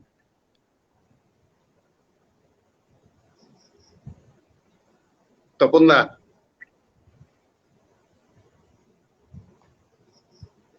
শোনা যাচ্ছে এখন? আমার কথা শোনা যাচ্ছে তো? হ্যাঁ হ্যাঁ, শোনা যাচ্ছে শোনা যাচ্ছে। আচ্ছা, আমি আজকে এসেছিলাম শোনার জন্য। আড্ডা মানে সবাই বলবে তা তো না, কাউকে তো শুনতেও হবে। ফেসবুকে যারা শুনছেন তারা তো শুনছেই, হ্যাঁ। তো আমি শোনার জন্য এসেছিলাম। বলার খুব একটা ইচ্ছা ছিল না। তুমি যখন বলছেন কিছু তো বলতে হয় আর কি। মনে পড়ছে একজন বাংলা সাহিত্যের একজন খুব বড় মাপের সাহিত্য ইতিহাসকার, উনি বলেছিলেন যে রবীন্দ্রনাথের পর বাংলা কবিতা থমকে আছে। রবীন্দ্রনাথের পর বাংলা কবিতা থমকে আছে। বাংলা কবিতার সাজানো বাগানকে শ্মশান বানিয়ে দিয়েছে জীবনানন্দ। একজন বিখ্যাত সমালোচক বলেছিলেন, সুকুমার সেন। তো সুকুমার সেন যা বলেছেন, উনি শ্রদ্ধেয় ব্যক্তি। আমাদের এটা চুপচাপ থাকাটাই ভালো, আলোচনা না করে। আমরা ওটা মুখটা বন্ধ রাখি, বন্ধ রাখাটাই ভালো বলে মনে করি আর কি। বরঞ্চ আমরা মনে মনে ভাবতে পারি আর কি, যে অন্ধ হলে কি প্রলয় বন্ধ থাকে, এটা মনে মনে মনে ভেবে নিয়ে আমরা ছেড়ে দিতে পারি। হ্যাঁ, তো এটা হলো একটা দিক। সাহিত্যের সত্য। আমার আরেকটা ঘটনা মনে পড়ছে। চাপলিনের মারা যাওয়ার পর পিকাসো যখন সেই সংবাদটা শোনেন, তখন উনি আয়নার সামনে দাঁড়িয়েছিলেন। তখন উনি আয়নায় নিজের মুখটাকে দেখলেন ভাঙাচোরা। কিন্তু মানে সেটা দেখে উনি আত্মপ্রতিকৃতি যেটা আর কি, পিকাসো এটা আঁকলেন। চাপলিনের মৃত্যুর খবর শুনে, হ্যাঁ, সেটা নিজের ভাঙাচোরা মুখ, সেখানে চেনা যাচ্ছে না। ও সেই আর কি, মানে সমরবাবু একটু আগে এই ধরনের একটা কথা বলেছিলেন যে সাহিত্যের সত্যটা ঠিক এইভাবে বেরিয়ে আসে, ঠিক ছবি না। হ্যাঁ, ছবি হলে তো সেই ক্যামেরা ক্লিক করলাম এসে গেল, কিন্তু সেই ছবিটাকে যখন মানে সেটাকে মানে শিল্পের রূপ মানে করতে গেলে আর কি, সেই নিজের মুখটাকে অনেক সময় আমরা ভাঙাচোরা দেখতে পারি। যেমন ধরুন মানে জাস্ট জিনিসটা আমি ঠিক বলতে পারছি না আর কি। অ্যাকচুয়ালি সত্য যেটা আর কি, হ্যাঁ, সমাজে যা ঘটে যাচ্ছে সেটা যদি আমি হুবহু তুলে ধরি, সেটা তো খবর হবে, সাহিত্য হবে না। সেটাতে কোনো কিছু মেশাতে হবে, ও সেটাকে সাহিত্য করার জন্য। সেই জন্যই মানে যা সত্য, আর সত্য যে জিনিসটা, সত্য তো কোনো শাশ্বত সংজ্ঞা নেই। আগে আমরা বুঝেছি সত্যের শাশ্বত সংজ্ঞা নেই। সত্য যুগে যুগে পরিবর্তন হয়। হ্যাঁ, সেই আগে যে সত্য ছিল সেই সত্য এখন পরিবর্তন হয়ে গেছে। বর্তমান সময়ে এখন যে সত্যটা, সেটা ভবিষ্যতে আর সত্য থাকবে না। হ্যাঁ, সেটা হয়তো দেখা গেল মিথ্যা হয়ে গেল। মূলত আমরা সমালোচক, ঠিক আছে, সমালোচক করবেন, হ্যাঁ, সেটার থেকে আমরা রাস্তা নেব, ঠিক আছে। কিন্তু যদি না করেন, আমরা কি লেখা বন্ধ করে দেব? আমার মনে পড়ে আমার যখন প্রথম কবিতার বইটা বের হয় 2004-এ, তার আগে মাত্র 3টে কবিতা ছাপা হয়েছিল বিভিন্ন পত্র পত্রিকায়, 3টে কবিতা ছাপা হয়েছিল। এরপর সরাসরি বই বেরিয়ে যায়। এরপর এরপর তো পরপর 4টা বই বেরিয়ে গেছে। মানে সমালোচনা কেউ কেউ করেছেন, কিন্তু আমি তো সমালোচনার জন্য বসে থাকিনি, হয়তো লেখা বন্ধ করে দিয়েছি। কতদিন, 10 বছর লিখিনি, কিন্তু আবার এসছি, আবার লিখছি। তো এইটাই আমার মনে হয়, মানে সমালোচনা সমালোচনা মানে সমালোচক কি সমালোচনা করলো, এটা না দেখে লেখককে বা কবিকে নিষ্ঠার সাথে নিজের কাজটা করে যাওয়া উচিত। যদি কোনো কিছু থাকে, যদি কোনো কিছু লিখে থাকি, হ্যাঁ, যদি কোনো কিছু ভালো থাকে সেটা টিকে যাবে, আর না হলে তো সবই ডাস্টবিনে যাবে, সবই ডাস্টবিনে চলে যাবে। টিকে থাকার মতো হলে সমালোচনা না হলেও টিকে থাকে। এখন হচ্ছে না, ভবিষ্যতে হবে, না হলে হবে না। এই জন্য আমার মনে হয় না যে ওই আর কি ওই সুকুমার সেনের কথা যেটা বললাম আর কি, হ্যাঁ, উনি ওই রবীন্দ্রনাথের পরে সাহিত্য বা কবিতা থমকে আছে, বা জীবনানন্দ বাংলা কবিতাকে শ্মশানে পরিণত করে গেছে, তাতে কি হয়েছে? কিছুই তো হয়নি। এইসব ব্যাপারে চুপচাপ থাকাটাই ভালো আমার মনে হয়, আলোচনা না করে। ওটাই আমি যেটা বললাম যে বন্ধ হলে কি প্রলয় বন্ধ থাকে, এটা আমরা মনে মনে ভেবে নিতে পারি, এর বেশি কিছু না। আর দিয়ে মানে সত্য আরেকটা জিনিস আছে, যেটা মানে সমরবাবু কৃষ্ণবাবুর দিকে গিয়েছিলেন, বলেছিলেন রিয়েলিটি আর হাইপার রিয়েলিটি। রিয়েলিটি যেমন ধরুন আগে খুব বিজ্ঞাপন দেখা যেত টিভিতে, একটা চোখ, শিল্পী একটা চোখ আঁকলো, চোখ আঁকার পর সেই চোখটা হঠাৎ জীবন্ত হয়ে গেল, একটা রিয়েলিটি আর একটা হাইপার রিয়েলিটি। এখন ওই সাহিত্যে তো ওই আর কি, সম্ভাব্য সত্য, সত্য এবং সম্ভাব্য সত্য যে জিনিসটা আর কি, এটার উপরে মোটামুটি আলোচনা করা যেতে পারে। এবং আপনারা এগিয়ে নিয়ে যান, আমি জাস্ট মাঝখানে একটু ফোড়ন দেওয়ার মতন বললাম। হ্যাঁ, অভিজিৎ আছে, অভিজিৎ বলুক কিছু।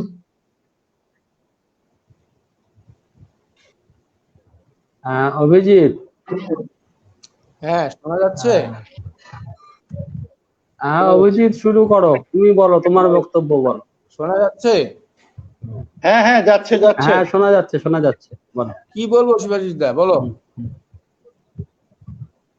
বলো তুমি, যে বিষয়টা সাহিত্যের সত্য মিথ্যা সেটার উপরেই বলো। হ্যাঁ, সেটার উপরেই সত্য বলো। মিথ্যা কথাটা তো সত্যি। এখন কোনটা সত্য কোনটা মিথ্যা, এই যে আমি এখন আমার ডান হাত দিয়ে ডান গালে মানে হাত ধরা, ডান হাতের উপরে ডান গাল রাখা, আমার সামনে হ্যাঁ। ছবিটা দেখাচ্ছে বা হাতের উপরে বা গাল রাখা। হ্যাঁ। তাহলে কোনটা সত্য? আমি সত্য না আমার ছবিটা সত্য? নাকি এই দুটোর পরে অন্য আরেকটা কোথাও সত্য আছে? না, রিয়ালিটি তো মনে তাই। হয় যে হ্যাঁ, সেই আমার যেটা মনে হয় যে সাহিত্যের কাজটা আদৌ সত্য নিয়ে না, মূলত মিথ্যা নিয়ে। মূলত মিথ্যা নিয়ে বলতে বিশ্বাস্য মিথ্যা নিয়ে। একটা এমন মিথ্যা যে মিথ্যাটাকে বিশ্বাস করা যায়, যে মিথ্যাটার উপরে বাজিয়ে রাখা যায়, যে এই মিথ্যাটাকে বিশ্বস্ত রূপে প্রকাশ করতে পারে, সে যথার্থ স্রষ্টা। আর সত্যের কথা যদি বলো, তাহলে আমার মনে হয় সাহিত্যের সত্য হচ্ছে সম্ভাব্যতার সত্য, সম্ভাব্য সত্য। এরকম মোটেই ঘটেনি, কিন্তু এরকম ঘটতে পারে। আর মিথ্যাও ঠিক তাই, এমন একটা মিথ্যা, একটা বিশ্বস্ত মিথ্যা, যে মিথ্যাটা সত্যের মতো মনে হতে পারে। একজন কবি বা একজন লেখক সে যতই দাবি করুক না কেন যে সে সত্য বয়ানের ভার কাঁধে নিয়েছে, প্রথম এবং প্রধান কথা সে লিখতে পারে। তার কারণ হচ্ছে সে যখন কবিতা লিখতে বসে তখন সে এমন একটি ভাষায় কথা বলে, যখন সে গল্প লিখতে বসে তখন এমন একটি ভাষাকে সে বেছে নেয় যেটা শিল্পের ভাষা, মুখের ভাষা না। তো শিল্পের ভাষাকে যখন প্রথম সে প্রশ্রয় দিচ্ছে, তখন সে প্রথম মিথ্যাকে, আনন্দকে প্রশ্রয় দিচ্ছে। দ্বিতীয়ত সে একটা অভিজ্ঞতাকে বর্ণনা করে। সেই অভিজ্ঞতাকে যদি ছাঁকনি ছাড়া বর্ণনা করা হতো, সেই অভিজ্ঞতাকে যদি কেটে ছেড়ে জুড়ে না করে সরাসরি উপস্থাপিত করা হতো, তাহলে সেই সত্যটা গ্রহণযোগ্য হতো না। আর যাই হোক, সেই সত্য সাহিত্য হতো বলে আমি কখনোই মনে করি না। এটা আমার ব্যক্তিগত কথা। খুব বেশি সত্য কথা সাহিত্য সহ্য করতে পারে না। ওটা ইতিহাসের কাজ, ওটা দলিলের কাজ, সংবাদপত্রের কাজ। আমার কাজটা মিথ্যা বানানো। আমি মিথ্যাবাদী, আমি ঘোষিত মিথ্যুক। আমি মিথ্যাবাদী, আমি মিথ্যেই তৈরি করি, মিথ্যেই বানাই, সেই মিথ্যেটাকে বিশ্বস্ত রূপে বানাই, এবং সম্ভাবনার সূত্রে সেই মিথ্যাটা কখনো সম্ভব হলেও হতে পারে। এইবার এই ক্ষেত্রেই আজকে যে আলোচনার মূলত 4টা পয়েন্ট আমি দেখলাম সবার কথার মধ্যে। একটা ছিল সত্য মিথ্যা, দ্বিতীয় কথা ছিল যে নিজেকে বিবৃত করা, মানে একটা কথা ছিল যে আচ্ছা, ব্যক্তিগত। অভিজিৎ, হ্যাঁ, একটা কথা আমি বলি তোমাকে এখানে একটুখানি। এই যে আমরা বলছি, 1 মিনিট একটা কথা, সমরবাবু কিছু বলছেন? আমরা যে এই যে সত্য বলি মিথ্যা বলি, এটা কোন অবস্থান থেকে বলি? এটা তো একটা ট্র্যাডিশনাল অবস্থান থেকেই বলি। এটাকে যে মিথ্যা বলছি, এটা আসলেই কি মিথ্যা, না এটা অন্যতর সত্য? আমি তো এটা আমাদের শেখানো বলি যে এটা সত্য, এটা শেখানো বলি, এটা মিথ্যা, এটাও শেখানো বলি, তাই না? আমরা যখন বলবো প্যাক অফ লাইজ, এটা বলতে পারি না যে প্যাক অফ লাইজ, কবিতাকে আমি প্যাক অফ লাইজ বলতে পারি না। এটা সেই মিথ্যা মনে হয় না আমার। দেখো, আমি এখানে একটা কথা বলবো। এই যে মায়াকোভস্কির একটা কবিতা আমি পড়েছিলাম, the way I became a dog. মায়াকোভস্কির কবিতা, the way I became a dog, আমি কি করে একটা কুকুরে পরিণত হলাম। তো কবি তো আসলেই, একজন মানুষ তো কুকুরে পরিণত হতে পারে না। উনি আসলে একটা মেটাফোর ইউজ করছেন, মেটাফোর, তাই না? তা মেটাফোর কিন্তু মিথ্যা না, মেটাফোর মিথ্যা না, মেটাফোরও সত্য। তবে এটা অন্যতর লোকে গিয়ে একটা অন্যতর একটা ব্যাপার, একটা অন্যতর সত্যের দিকে ইঙ্গিত করে, তোমাকে নিয়ে যায়। আমার এটুকুই বলা, তুমি বলো, বলো বলো বলো। না, বলছিলাম যে আমি তো ঘোষিতভাবেই, আমরা এই 5জন 6জন আমরা যারা আছি, আমরা তো ললিত কলার ছাত্র না, আমরা তো বিজ্ঞানের ক্ষেত্রে পা রাখিনি। বিজ্ঞান দাবি করে যে তার কারবারটা সত্য নিয়ে। এবার এত যে সত্যবাদী বিজ্ঞান, তার প্রাইমারি কথাটা হচ্ছে আপেক্ষিকতা। এই ঘুরন্ত পৃথিবীটাকে স্থির করে নিয়েই আমার গতিস্থিতি নির্ণীত হয়, তাই না? একটা ভয়ঙ্কর মিথ্যাকে প্রথমে সত্য ধরে নিয়ে তারপর সত্য মিথ্যার বিচার করা হয়। তো এটা খুব বড় বিষয়, দর্শনের বিষয়, এতদূর যাব না, পারবো না, আসলে অতটা যাওয়ার মতন ক্ষমতা নেই। তো দ্বিতীয় যে কথাটা বলা হচ্ছিল যে নিজের অভিজ্ঞতা বর্ণনা করে, একটা আত্মস্বর যুক্ত করার একটা প্রসঙ্গ এসেছিল, যে নিজেকেই বলে চলা কবিতায়। তো একজন কবি নিজেকে বলা ছাড়া আর কাকে বলতে পারে? কখনো কখনো তিনি ভান করেন তিনি অন্য কারো কথা বলছেন, আসলে তো সেই সময়ও তিনি ওই মানুষটা বা ওই সত্তাটা বা ওই ঘটনাটার মাঝখানে নিজেকে প্রতিস্থাপিত করে নিজের কথাই বলেন। তিনি অনুভূতিতে ততখানি ছুঁতে পারেন যতখানি তার অনুভূতি গমন করে। আমি অভিজিৎ চক্রবর্তী একজন পুরুষ হয়ে জন্মাবার সূত্রে আমি গর্ভধারণের অনুভূতি কোনোদিন অনুধাবন করতে পারবো না। সুতরাং সেই সত্য আমার কাছে কখনোই বিবৃত হতে পারে না। আমি আমাকেই বয়ান করব, কিন্তু তাহলে সেই আমিটা তোমার কাছে গিয়ে পৌঁছাবে কেন? আমার কাছে যেটা সত্য, আমি যেটা উপলব্ধি করেছি, সেটা তোমার কাছে গিয়ে পৌঁছাবে কেন? ওই কারণ হচ্ছে যে আমি সত্যি কথা বলছি না। আমি যদি সত্যি কথাই বলতাম, তাহলে সেই সত্যির ছোট ছোট ফ্যাক্টর গুলো তোমাকে সেই সত্যিটা মানতে অস্বীকার করত। আসলে আমি একটা সম্ভাব্য সত্যির কথা বলি, যেটা টংলায় বসে আমার কাছেও সত্য, হালাকুড়ায় বসে তোমার কাছেও সত্য, গুয়াহাটিতে আমার সমরদার কাছে, সঞ্জয়ের কাছেও সত্য, তেজপুরে তপনদার কাছেও সত্য, কারণ সেটা সম্ভাব্যতার সূত্রে সত্য।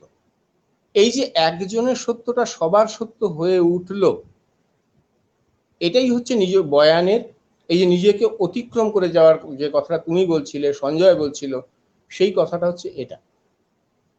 এবার তারপরের কাজটা থাকলো হচ্ছে যে আরেকটা মূল প্রসঙ্গ যেটা আজকে আলোচনা এসেছে, সেটা হচ্ছে সমালোচনা। তা আমার কথা হচ্ছে যে খুব স্পষ্ট করে ভাবো না, সমালোচক আসলে কি? সমালোচক প্রথমত তো একজন পাঠক। তাহলে তিনি কি করেন? তিনি মূলত তার পাঠ অভিজ্ঞতার কথা বলেন এবং তাকে তার যে পঠিত তার যে পঠনের ইতিহাস, সেই ইতিহাসের থেকে তার সমর্থন সূত্র তুলে আনেন এবং নিজের অভিজ্ঞতাকে সমর্থন করেন এবং একটা বক্তব্য খাড়া করেন। এইবার আমি মনে করি যে এমন অভাগা কবি সাহিত্যিক পৃথিবীতে কেউ নেই যে যিনি মনে মনে দাবি করবেন সমালোচক আমার কবিতাটার শেষ কথা বলে ফেলবেন। যদি কোনো সমালোচক আমার কবিতাটাকে চূড়ান্তভাবে ধরে ফেলতে পারেন, তা 100% ধরে ফেলতেই পারেন, তাহলে সেই কবিতাটি একটি ব্যর্থ কবিতা, সেটা মাল্টিলেয়ার্ড কবিতা নয়।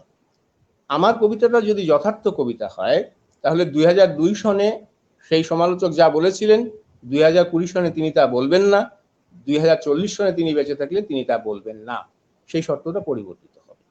অথবা সেই শর্তটা আমার কবিতা যদি যথার্থ কবিতা হয়, তাহলে সমালোচক কয়ের যেভাবে কবিতাটা ধরা দেবে, সমালোচক ক্ষয়ের কাছে তেমন ভাবে কবিতাটা ধরা দেবে না। সমালোচক গয়ের কাছে তো তেমন ভাবে দেওয়ারই কথা না। তাহলে কথা হচ্ছে যে সমালোচক যদি আমাকে মিস ইন্টারপ্রিট করে, তাহলে আমি তাতে অতিরিক্ত উষ্মাপ্রবণ হওয়ার কোনো প্রয়োজন নেই। কারণ আমার সেই অহংকারটুকু থাকা প্রয়োজন যে আপনি একজন পাঠক, আপনার এই কবিতাটি আপনাকে স্পর্শ করেনি, ব্যর্থতার সম্ভাবনা দুই তরফেই থাকতে পারে। হয় আমি নিজেকে আপনাকে পৌঁছে দিতে পারিনি, আমার নিজেকে, অথবা আপনি আমাকে ধরতে পারেননি। এবং যদি সমালোচকের কথাটাই শেষ কথা হয় আমার কবিতা সম্বন্ধে, সেটা কবিতা কেন, শিল্প সাহিত্যের ক্ষেত্রে জনৈক সমালোচকের মত যদি চূড়ান্ত এবং অনর মত হয়, তাহলে সেটা সেই শিল্প বা সেই সাহিত্যের ক্ষেত্রে ভালো কথা নয়, ভালো কথা নয়। তাহলে কি সমালোচকের কোনো গুরুত্ব নেই? তাহলে কি সমালোচক যা খুশি বলতে পারেন? না, একেবারেই পারেন না। এই জায়গায় আমি সমরদার কথার একটু এক্সটেইনে কথা বলবো। এই যে সমরদা বললেন যে প্রত্যক্ষভাবে কথা বলা আর ফিসফিসে কথা বলা, সমাজে সমরদা আপনি একটু ভাববেন, ইকো হচ্ছে, মাইকগুলো অফ করে দাও। শোনা যাচ্ছে সঞ্জয়? হ্যাঁ শোনা যাচ্ছে, আমার মাইক অফ। বলো বলো বলো।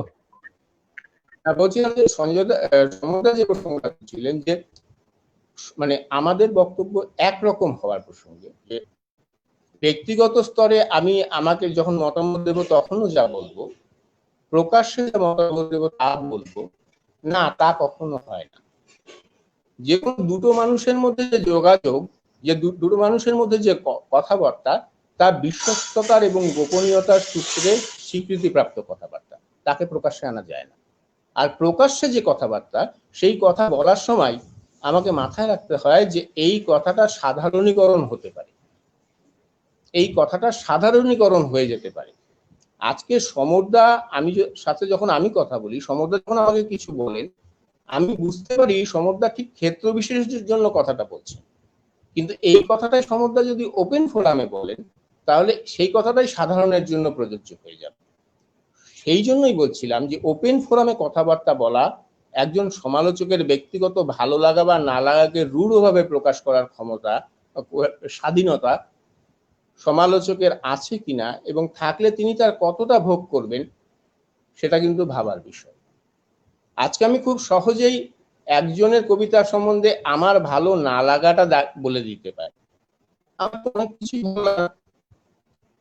আর আমি একটা কথা বলি, বিলি যদি করতে হয় তাহলে মুগ্ধতা বিলি করাই ভালো, ভালো না লাগা বা বিদ্বেষ বিলি করার তো কোনো মানে হয় না। না, একটা সাহিত্যের কাছে আমি তো মুগ্ধ হতেই আসি, আর সেই মুগ্ধতা যদি পাই, তাহলে তার সমালোচনায় আমি সেই মুগ্ধতার শরিক খুঁজবো। আর একটা সাহিত্য যদি আমার ভালো লাগেনি, চিৎকার করে সেই ভালো না লাগার কথা সবাইকে বলার তো কোনো প্রয়োজন পড়ে না। অন্য কারো তাকে ভালো লাগতেও পারে, আমার বিশ্বাসটাই তো শেষ, আমার কথাটাই তো শেষ কথা না। সঞ্জয়ের কথা সূত্রে আজকে আমি মাঝখানে একবার উঠে গেছিলাম,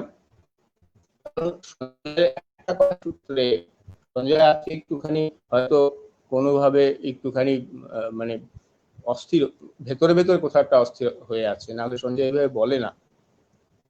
তো সঞ্জয় কথা বলতে বলতে আমি উঠে গেলাম, তার কারণ আমার স্মৃতি মনে পড়লো, আমার আবছা ভাবে মনে পড়লো যে জাহ্নবীর সাথে আমার একটা কিছু হয়েছিল। আমি উঠে গিয়ে কবিতা পূর্বোত্তরের প্রথম সংখ্যাটা আনলাম, পৃষ্ঠা নম্বর 28, জাহ্নবীর দুটো কবিতা ছাপা হয়েছে 2005 সাল। আমি 2 নম্বর কবিতাটা পড়ছি। তুমি পড়বে তাই, নিষ্পিস করছে কলমটা, তাড়াহুড়ো শব্দগুলোর, ট্রাফিক জ্যাম। এক একটা প্রেম প্রেম কবিতা, বেশিরভাগ ভাঙা নিয়ন লাইট, শুধানোর চেষ্টায় আবারও লাশ প্রভাতে মরিয়া মন, তুমি পড়বে। এটা 2005 সালে জাহ্নবী দাস ভট্টাচার্যের লেখা কবিতা, কবিতার পূর্বোত্তরে ছাপা হয়। আমার এখন মনে হলো যে জাহ্নবীকে পরবর্তীকালে আমরা অধ্যাপিকা হিসেবে জানি, কিন্তু জাহ্নবীর এই কবিসত্তাটা যে শুকিয়ে গেল তার সমান দায়িত্ব আমারও আছে। কারণ আমিও দীর্ঘদিন সঞ্জয়ের সাথে কথা হয়, জাহ্নবীর সাথেও মাঝে মাঝে কথা হয়, কখনো আমি খবর নেইনি জাহ্নবী কেন লিখছে না। তো একটা যদি সেই সম্ভাবনাই হয় যে একটা লোক যদি আহত হয়ে ফিরে যায়, একটা লোক যদি আহত হয়ে ফিরে যায়, তাহলে যুথবদ্ধ সেনার শতাংশ হিসাবেও শক্তি ক্ষয় হয়। আর কে জেনে বুঝে শক্তি ক্ষয়কে প্রশ্রয় দেবে? দেওয়ার তো কথা না। তাই বলছিলাম যে সমালোচক কি বলবেন না বলবেন, সমালোচনা থাকবে। সমালোচক হয়তো কখনো এমন কথা বলবেন যা আমি মোটেই বলতে চাইনি, সমালোচক হয়তো এমন কথা বলবেন যেটা আসলে খণ্ডিত, সমালোচক হয়তো এমন ভাবে আমার প্রশংসিত করবেন যে আমি যে প্রশংসার আমার প্রাপ্যই নয়, আমি যত গভীরে পর্যন্ত যাইনি। সুতরাং সমালোচক সমালোচকের কাজটা করুক,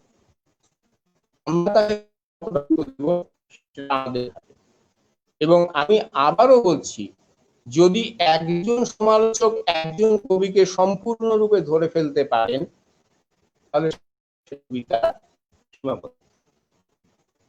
তাহলে তার স্তর পড়া কম, তার কবিতার স্তর কম, তার কবিতার ব্যাপ্তি কম, তার শিল্পের ব্যাপ্তি কম, এইরকম একটা কথা।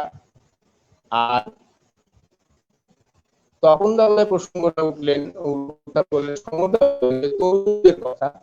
এখন আমাদের বেশি করে প্রয়োজন এই বিষয়টাতে কনসেন্ট্রেট করা, যে জল না থাকলে, প্রচুর জলের প্রবাহ না থাকলে ঢেউ উঠবে না। ঢেউয়ের জন্য প্রচুর জল প্রয়োজন। এখন যখন ঢেউ ওঠে তখন কিন্তু বলা যায় না কোন জলটা ঢেউ আর কোন জলটা জল। সুতরাং আমি বলছি না যে নতুনরা সব জল আর আমাকে তারা তুলে ধরবে আমি ঢেউ, তা না। তারাও জল, আমরাও জল। জল যত বাড়বে ঢেউয়ের সম্ভাবনা তত। আমাদের পরস্পরের মধ্যে এক ধরনের একটা সহজ সম্পর্ক আছে। আমরা নর্থ ইস্টের হয়তো প্রান্তীয় অবস্থানের জন্য আমরা বেঁধে বেঁধে বাঁচার একটা অভ্যাসে অভ্যস্ত, আমরা একসাথে বাঁচতে খানিকটা অভ্যস্ত। আমাদের এই অভ্যাসটাকে আরো বেশি সামনের দিকে নিয়ে যেতে হবে। যারা নতুন আসছে তাদেরকে বুকে আগলে ধরতে হবে। সঞ্জয় যেটা করছে মেহগানার মাধ্যমে, শিবাশীরা ব্যক্তিগতভাবে জানেন, তপনদাও জানে, যে আমরা খুব মনে মনে চাই যে আরেক যেমন কথার মতন আজকে একা এবং কয়েকজনের মতন, নাইন কলমের মতন, পূর্বদেশের মতন একটা কবিতা নির্ভর, একটা সমগ্র কবিতা নির্ভর একটা খুব ভালো কবিতার কাগজ ঘন অন্তত বছরে 2বার বা 3বার প্রকাশিত হওয়ার এটাই সেরা সময়। কারণ খুব ঈর্ষণীয় ভাবে আমরা উত্তর পূর্বে এখন এক ঝাঁক মানুষ একসাথে সক্রিয় হয়ে আছি। সুতরাং এই কথা আর সত্য মিথ্যার কথা নিয়ে আজকের কথা হচ্ছিল। তো আমার কথা ওই যেখান দিয়ে শুরু করেছিলাম, যে আমি এই সত্য মিথ্যার ব্যাপারটাকে খুব বেশি বুঝতে পারি না, কারণ আবার আমি ডান গালে হাত দিলে আমার প্রতিবিম্ব দেখাবে যে আমি বা গালে হাত দিচ্ছি। তো আমি কাকে বিশ্বাস করব? আমি আমাকে বিশ্বাস করব না আমার অনুভূতি প্রতিবিম্ব আমার অক্ষরকে বিশ্বাস করব? মানে সেই সত্যটা নিয়ে আমার বিভ্রান্তি জন্মায়। সুতরাং আর নতুন করে কিছু বলার নেই, অনেক কথা বলা হয়ে গেল।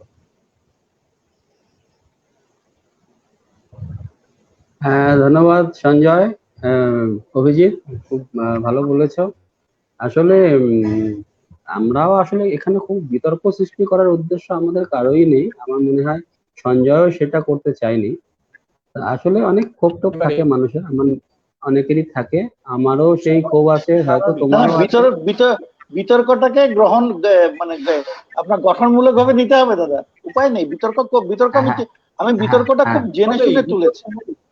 না আমি জানি বিতর্কের সেটা মানে না, হ্যাঁ, আমি আসলে বিতর্কের জন্য বলছি না।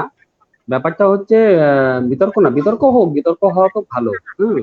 তো এটা হেলদি, এটা স্বাস্থ্যকর, আমি তাই মনে করি। যেহেতু কথাগুলো উঠছে যে আমার মনে হয় আমাদের আসলে তো সমালোচক আলোচক কম। সমালোচক বলবো না, আমি সমালোচক কথাটা অনেক বড় হয়ে যায়। আলোচক, তা আলোচক যেহেতু হ্যাঁ শিবাশিস দা, এই হ্যাঁ বলো। দায়িত্বটা সম্মিলিতভাবে আমরাও কিন্তু কাঁধে নিতে পারি। হ্যাঁ নেবো আলোচক নেবো। সমালোচক একদমই, আমি তো সেটাই বললাম, হ্যাঁ হ্যাঁ একদমই একদমই। আমরা বহুদিন যাবত আমাদের কম কম কম কম হয়েছে, কিন্তু আমাদের তো পার্সিয়ালি দায়িত্ব আমরা জানি, তখন কিন্তু মাঝে মাঝে হ্যাঁ হ্যাঁ হ্যাঁ। follow করতে হবে।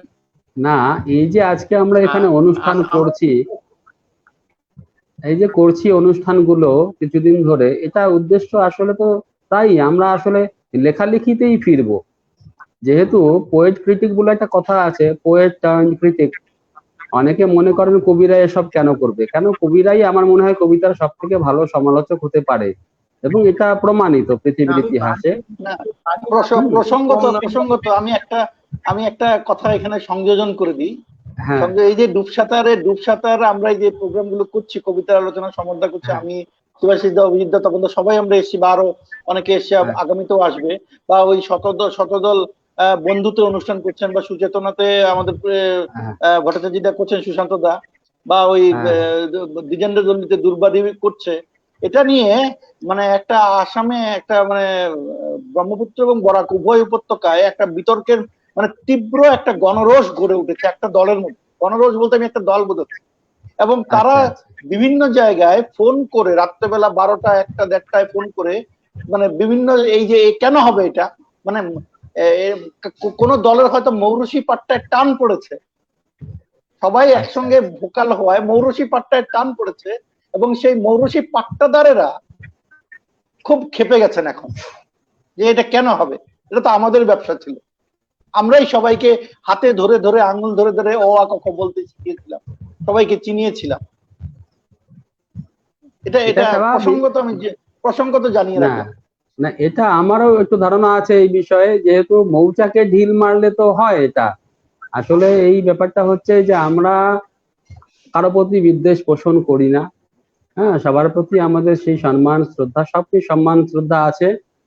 একেবারে ব্যক্তিগত ভাবে কারো প্রতি কোনো বিদ্বেষ নেই।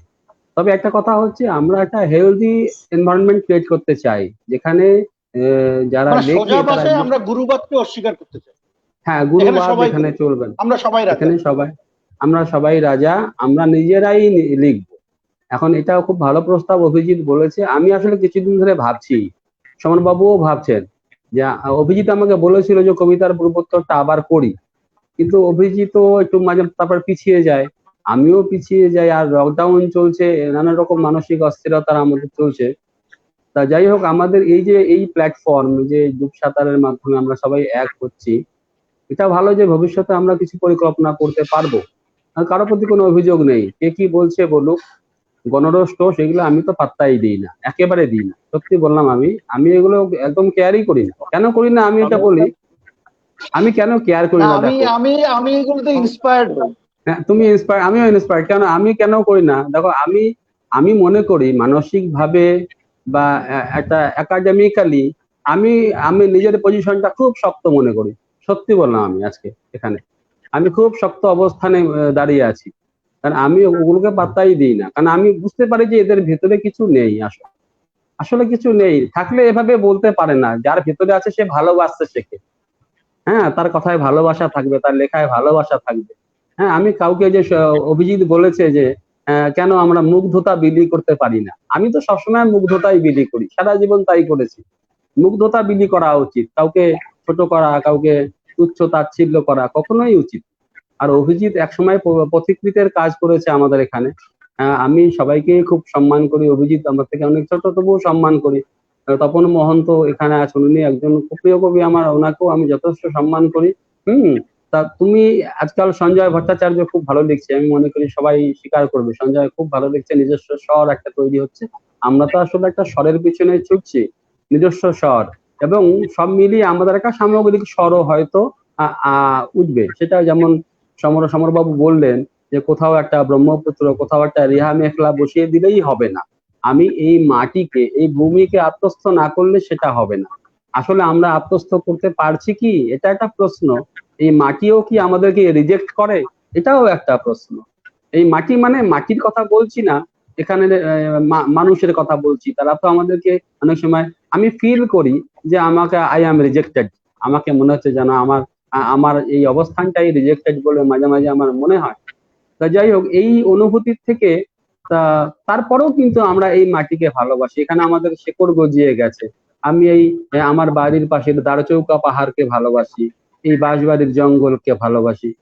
তো এইগুলো আমাদের হয় কেন, আমরা এখানকার, আমরাও ভূমিপুত্র, আসলে আমরাও ভূমিপুত্র, কেউ স্বীকার করুক আর না করুক, আমরাও ভূমিপুত্র।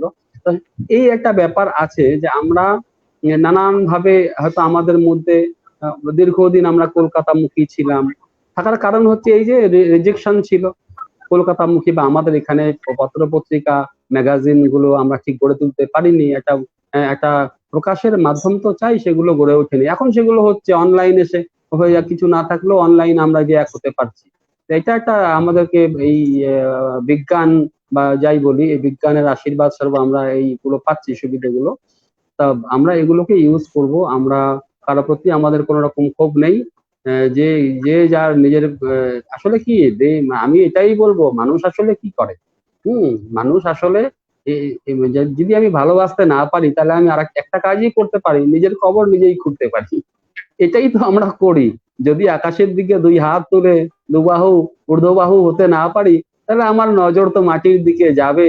হ্যাঁ, তা সেটা আমি আসলে নিজেরই, মানে I shall be digging my own grave, আমি আমার নিজের কবর নিজেই খুঁড়বো। এই যে আমি এভাবে আউট অফ প্লেস হয়ে যাব, ছিটকে বেরিয়ে যাব, এই যে আমরা সবাই এক হয়েছি, আমি আশা করব যারা এইরকম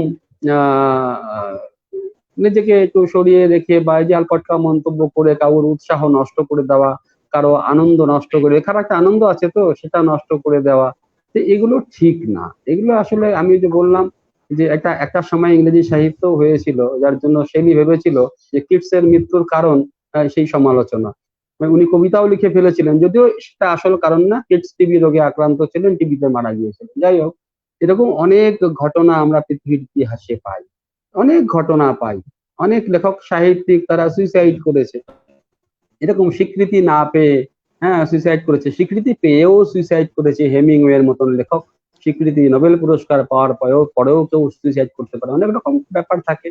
তো যাই হোক, আমরা এখানে সাহিত্য এবং সাহিত্য, কবিতা, এসবের শিল্পের সত্য নিয়ে আলোচনা করছিলাম। আসলে সেটা অনেক বড় বিষয়, আসলে খুব বড় বিষয়। হ্যাঁ, আসলে এখানে এই কথাগুলো চলে এসছে, আসলে আমরা আমাদের পারিপার্শ্বিককে অবহেলা করে, যে করুণা সিন্ধুদের বই কণ্ঠে পারিপার্শ্বিকের মালা, আমাদের গলায় কাটার মতো অনেক কথা বিঁধে থাকে, বেরিয়ে আসে, সেটা স্বাভাবিক, সেটা থাকবেই। হ্যাঁ, পরিবেশ পরিস্থিতির কথা থাকে।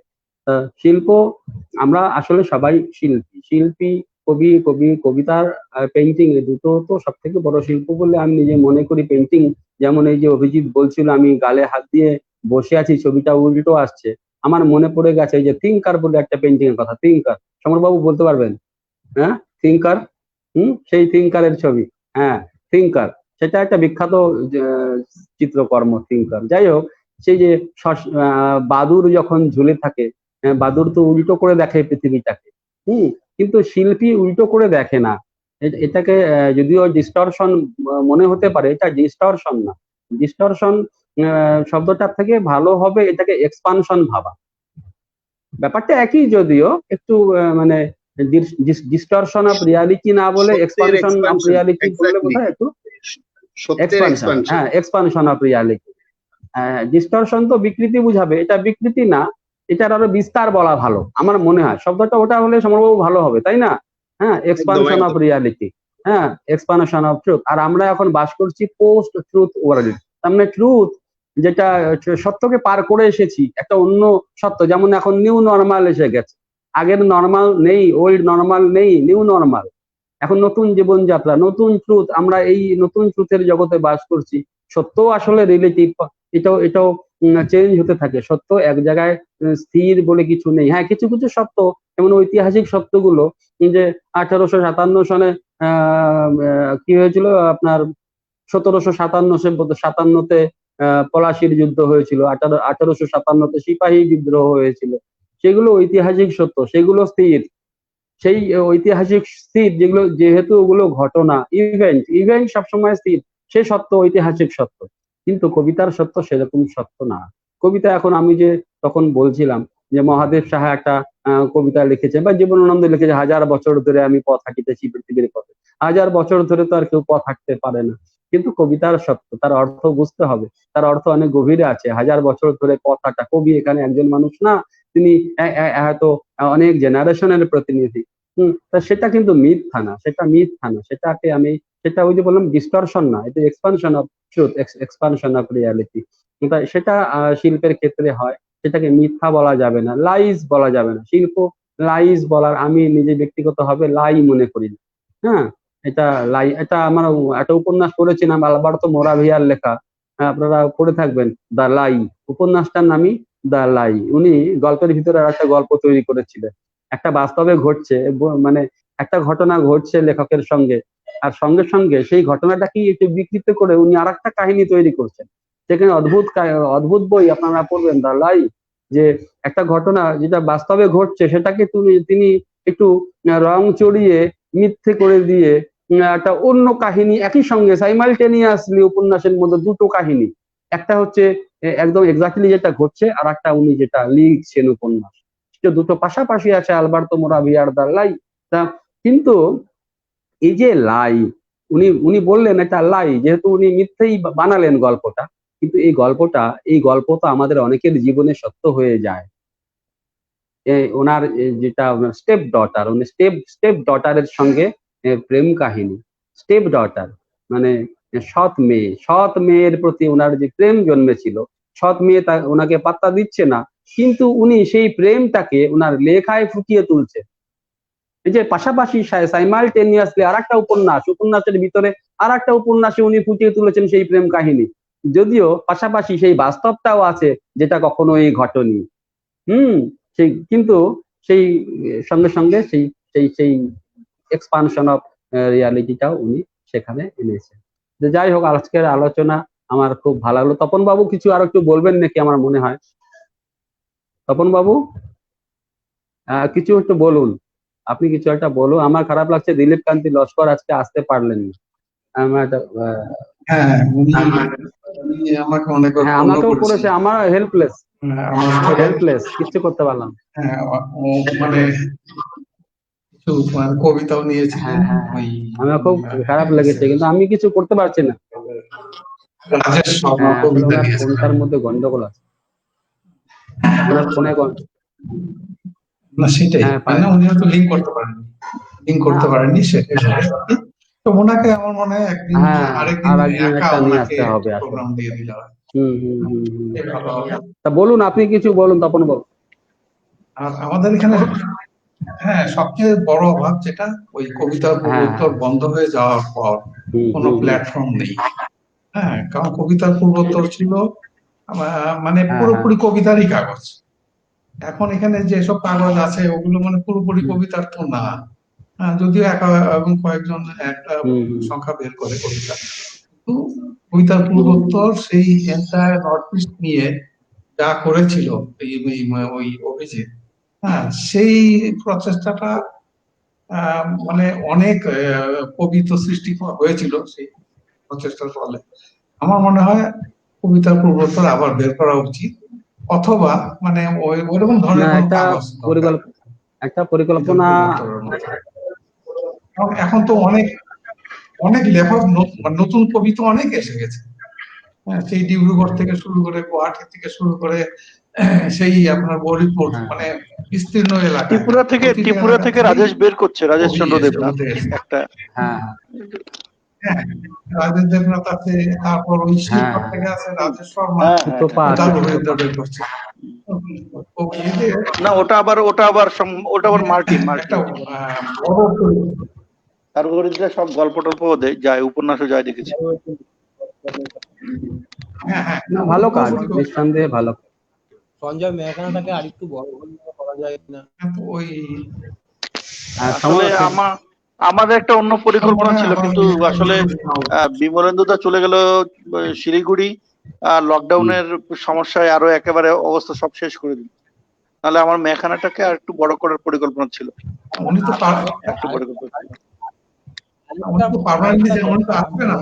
আমি কাউকে সুরাহা করার জন্য বলছি না, যারা আমরা আছি প্লাস যারা অনুষ্ঠানটা দেখছেন সবার জন্য, গৌহাটি শহরে একটা জায়গায় কি মানে আমাদের বইপত্রগুলো পাওয়ার একটা ব্যবস্থা করা কি কোনোদিনই সম্ভব হয়ে উঠবে না?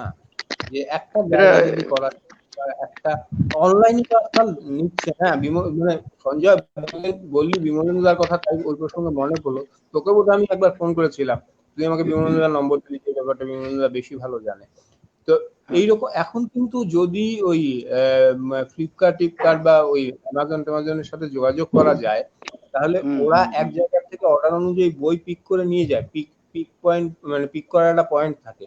তো সেই রকম যদি আমি বরুণকেও আমি বলেছিলাম, বরুণ আমাকে একজনের কথা বলেছিল যে আমার নজরে একটি ছেলে আছে, তো তেমন যদি একটা জায়গা হতো যে আমরা 5 কপি করে বই, মানে তারও তো স্টোর করার জায়গা প্রয়োজন, 5 কপি করে বই আমরা তার কাছে রাখলাম, সেই বইগুলো মানে অনলাইন মারফত যদি কোথাও অর্ডার হয়, সাপ্লাইটা সে করলো, একটা বড় অংশের পয়সা সে রাখলো, লাভের পয়সা, আর আমাদের যদি কিছু দিতে পারে, মানে বই যারা দিচ্ছে তাদের যদি কিছু দিতে পারে, এইরকম একটা ব্যবস্থার মধ্যে দিয়ে যদি আসা যায়, আমাদের পক্ষে না এখন মানে পরস্পরের বই জোগাড় করা, লেখা জোগাড় মানে একসাথে। আর একটা কথা সঞ্জয়, যেমন করে বলি না কেন, আমি সমর্থন করছি না, কিন্তু তুই আমার কথা বোঝার চেষ্টা কর। এই একটা প্রবলেম হয়, আমি আমার নিজের অভিজ্ঞতা দিয়ে বলছি, তুই দেখবি আমার আলোচনা শেষ হয় হচ্ছে ওই সাংসুমা বসুমাতারি দিয়ে আর ওই বলো তুমি বাংলা। কারণটা কি জানিস তো? আমি অনেক যে ভাবি যে এরপরে কি আর আমি কিছু লিখিনি নাকি, ওটাই কি শেষ লেখা নাকি, সবাই ওই জায়গাটাতে নকেহুল বাংলা কবিতা, সানসুমা সানসুময় আর ওই বাংলাদেশ বলো তুমি বাংলাদেশি কিনা, তার বাইরেও তো কিছু লিখলাম, কিন্তু মুশকিলটা হচ্ছে তার বাইরের লেখাগুলো আমার গ্রন্থভুক্ত না। এবার যদি একটা বইয়ের মাঝখানে আসতো, আজকে সমরদাই যখন একটা লাইভ করা, সমরদাকে কেউ বলবে যে একটা লাইভ করেন, সমরদার পক্ষে সম্ভব না যে পত্রিকা বেছে নিয়ে আমার নিয়ে বসা, কিন্তু আমি যদি সেটা অবশ্যই এক মলাটে দিতে পারি, সেই জন্য বইটা খুব দরকার আমাদের কাছে না, প্রত্যেকের ওই একসাথে পাওয়ার মতন। যদি আমি যদি বলতে যাই, তাহলে আমাকে কতটা হয়, আমাকে তোর শরণাপন্ন হতে হবে, সঞ্জয় তোর যা আছে আমাকে সব পাঠা, অথবা আমাকে এক মাসের প্রস্তুতি নিয়ে একটা খুঁজতে হবে যে সঞ্জয় কোথায় কোথায় ছড়ানো আছে। অবশ্যই। আর আমাদের আরেকটা সময় বোধহয় আছে, আমরা যখন এই লকডাউনের মাঝখানে এতটা মানে লাইভ অনুষ্ঠানে যখন আমরা অভ্যস্ত হয়ে যাচ্ছি, তাহলে কেন না আমরা কিনলে টাইপের অনলাইন বই প্রকাশের দিকে এবার একটু ছুটব, বা একজন কিন্তু রাস্তাটা দেখে পারলে আরো কয়েকজন। এই টেকনিকটা অবশ্য আমার খুব একটা জানা নেই, একটু জানতে হবে, পড়াশোনা করতে হবে। এই বিষয়ে কারো কি জানা আছে? সমরবাবু জানেন কিছু এই বিষয়ে? এই কিনলে টেকনিক নাকি? না টেকনিক্যাল দিকটা বুঝি না। কিনলে টেকনিকটা কি, এটা অভিজিৎ কি জানো? আমি জানি মোটামুটি, সেটা হচ্ছে কিনলে বলে, আমি মোটামুটি না, আমি শুনে জানা, হ্যাঁ মানে শুনে জানা, কিন্তু পড়ে জানা না। আমরা পড়বো, তবে আমি এর মধ্যে পড়লেই পাওয়া যাবে। ওই কিনলে ফরম্যাট একটা বই আছে, ওর একটা নির্দিষ্ট মাপ থাকে, ইউনিকোডে লিখতে হয়, লিখে তারপরে সেই অনুযায়ী বইটাকে অনলাইন একটা করতে হয়, সেলফ পাবলিশড এরকম হচ্ছে না? সেলফ পাবলিকেশন হচ্ছে আজকাল, নিজেই পাবলিশার। তো আমাদের সেলফ পাবলিশড গুলো খুঁজতে হবে, বাইরের লোক পড়ুক না পড়ুক সেটা পরের কথা, সেটা অতিরিক্ত প্রাপ্তি। আজকে আমি ইচ্ছা করলে সঞ্জয়কে, সমরদাকে, তপনদাকে আমি এক নজরে পড়তে পারি, কারণ আমাদের এরকম প্রয়োজন পড়ে যে হঠাৎ করে কেউ একজন বললো যে অমুকে কিছু বলুন তো, তখন আমি জানি যে সমরদার 3টে কবিতা আমার নেওয়া দরকার, কিন্তু সমরদার বই হাতের সামনে একসাথে না, তাহলে আরেকটা জায়গা ব্লগ হতে পারে, যেটা ওই আমাকে শিবাজিৎদা বহুদিন আগেও বলেছিল ব্লগের কথা, একটা জায়গা ব্লগ হতে পারে, ব্লগে নিজে সেভ করে রাখা। হ্যাঁ, আমি একটা ব্লগ করেছি সঞ্জয়ের ইয়েতেই পরামর্শে, আমার নিজস্ব একটা ব্লগ আছে। ব্লগ আমাদের প্রত্যেকেরই আছে, ব্লগ আছে, ব্লগ করে রেখেছি। আমার নেই, ব্লগ আমারও আছে, ওটা বহুদিন আচ্ছা আমি আপডেট একটা করি। হ্যাঁ, এখানে আমি একটা কথা বলি, আমার অভিজিতের প্রস্তাবটা আমি গ্রহণ করলাম, মানে এটা আমার নিজের, আমি ব্যক্তিগতভাবে আমি চেষ্টা করব, উদ্যোগ নেব। আশা করি যে তপন বাবু আছেন, সঞ্জয় ভট্টাচার্য আছে, সমরদেব, আপনারা সবাই যদি আমার সঙ্গে থাকেন, তাহলে আমরা একটা অবশ্যই, অবশ্যই। পাবলিকেশনেরই একটা ডিভিশন আমরা খুলে দিতে পারি, সে কিনলে হোক আর যাই হোক। নিশ্চয়ই হ্যাঁ, পারে, সেটা ই কিনলে হলে পাবলিকেশন ভালো। দিকে যাওয়া যেতে পারে। হ্যাঁ, ই ই পাবলিকেশনের দিকে যেতে পারি। সেটা সমরবাবু না, আপনি বলুন তো এই বিষয়ে, আপনার তো এই বিষয়ে একটু অভিজ্ঞতা আছে মনে হয়। কিছু আছে। এবার পাবলিকেশনস করলে আমরা একই সঙ্গে কিন্ডেল ভার্সনও করতে পারবো। সেটা হচ্ছে হ্যাঁ, সেটা এটা হচ্ছে কিন্ডেল, ঠিক আছে, আমার হ্যাঁ, সামনেই হ্যাঁ, আছে। হ্যাঁ, হ্যাঁ, খুব সস্তায় দেওয়া যায়, খুব সস্তায় দেওয়া হ্যাঁ, যায়, এবং হুম, 50 টাকায় একটা বই দিয়ে দেওয়া যায়, ঠিক আছে। বাহ, সেখানে 35 থেকে 38 টাকা আপনার লাভ থাকে, মার্জিন থাকে। হ্যাঁ, বাহ, আর অনেকেই এটা ব্যবহার করছে আজকাল। তার সুবিধের দিক হচ্ছে 1000 বই একটা কিন্ডেলে রাখা যায়, 1000 বই, হ্যাঁ, এবং সেটা বাহ, পকেটে নিয়ে যত্রতত্র ঘোরা যায়, ইচ্ছে মতো পড়া যায়। আর এই আরেকটা জন্য কথা, মোবাইল বা কম্পিউটারের, বলো। এই জন্যই বলছিলাম যে আপনি বলো। এত চুপচাপ কেন, আমি জানি যে হ্যাঁ, খবরগুলো হ্যাঁ, সব আপনার কাছে, আপনাকে শুধু উনি কথা জানেন দিতে না। হবে। না, বলছি তো। এবার মজা হচ্ছে, কিন্ডেলের সুবিধা হচ্ছে 1000 বই ওখানে রেখে দেওয়া যায়, স্টোর করা যায়, যখন তখন খুঁজে বের করা যায় এবং পড়া যায়।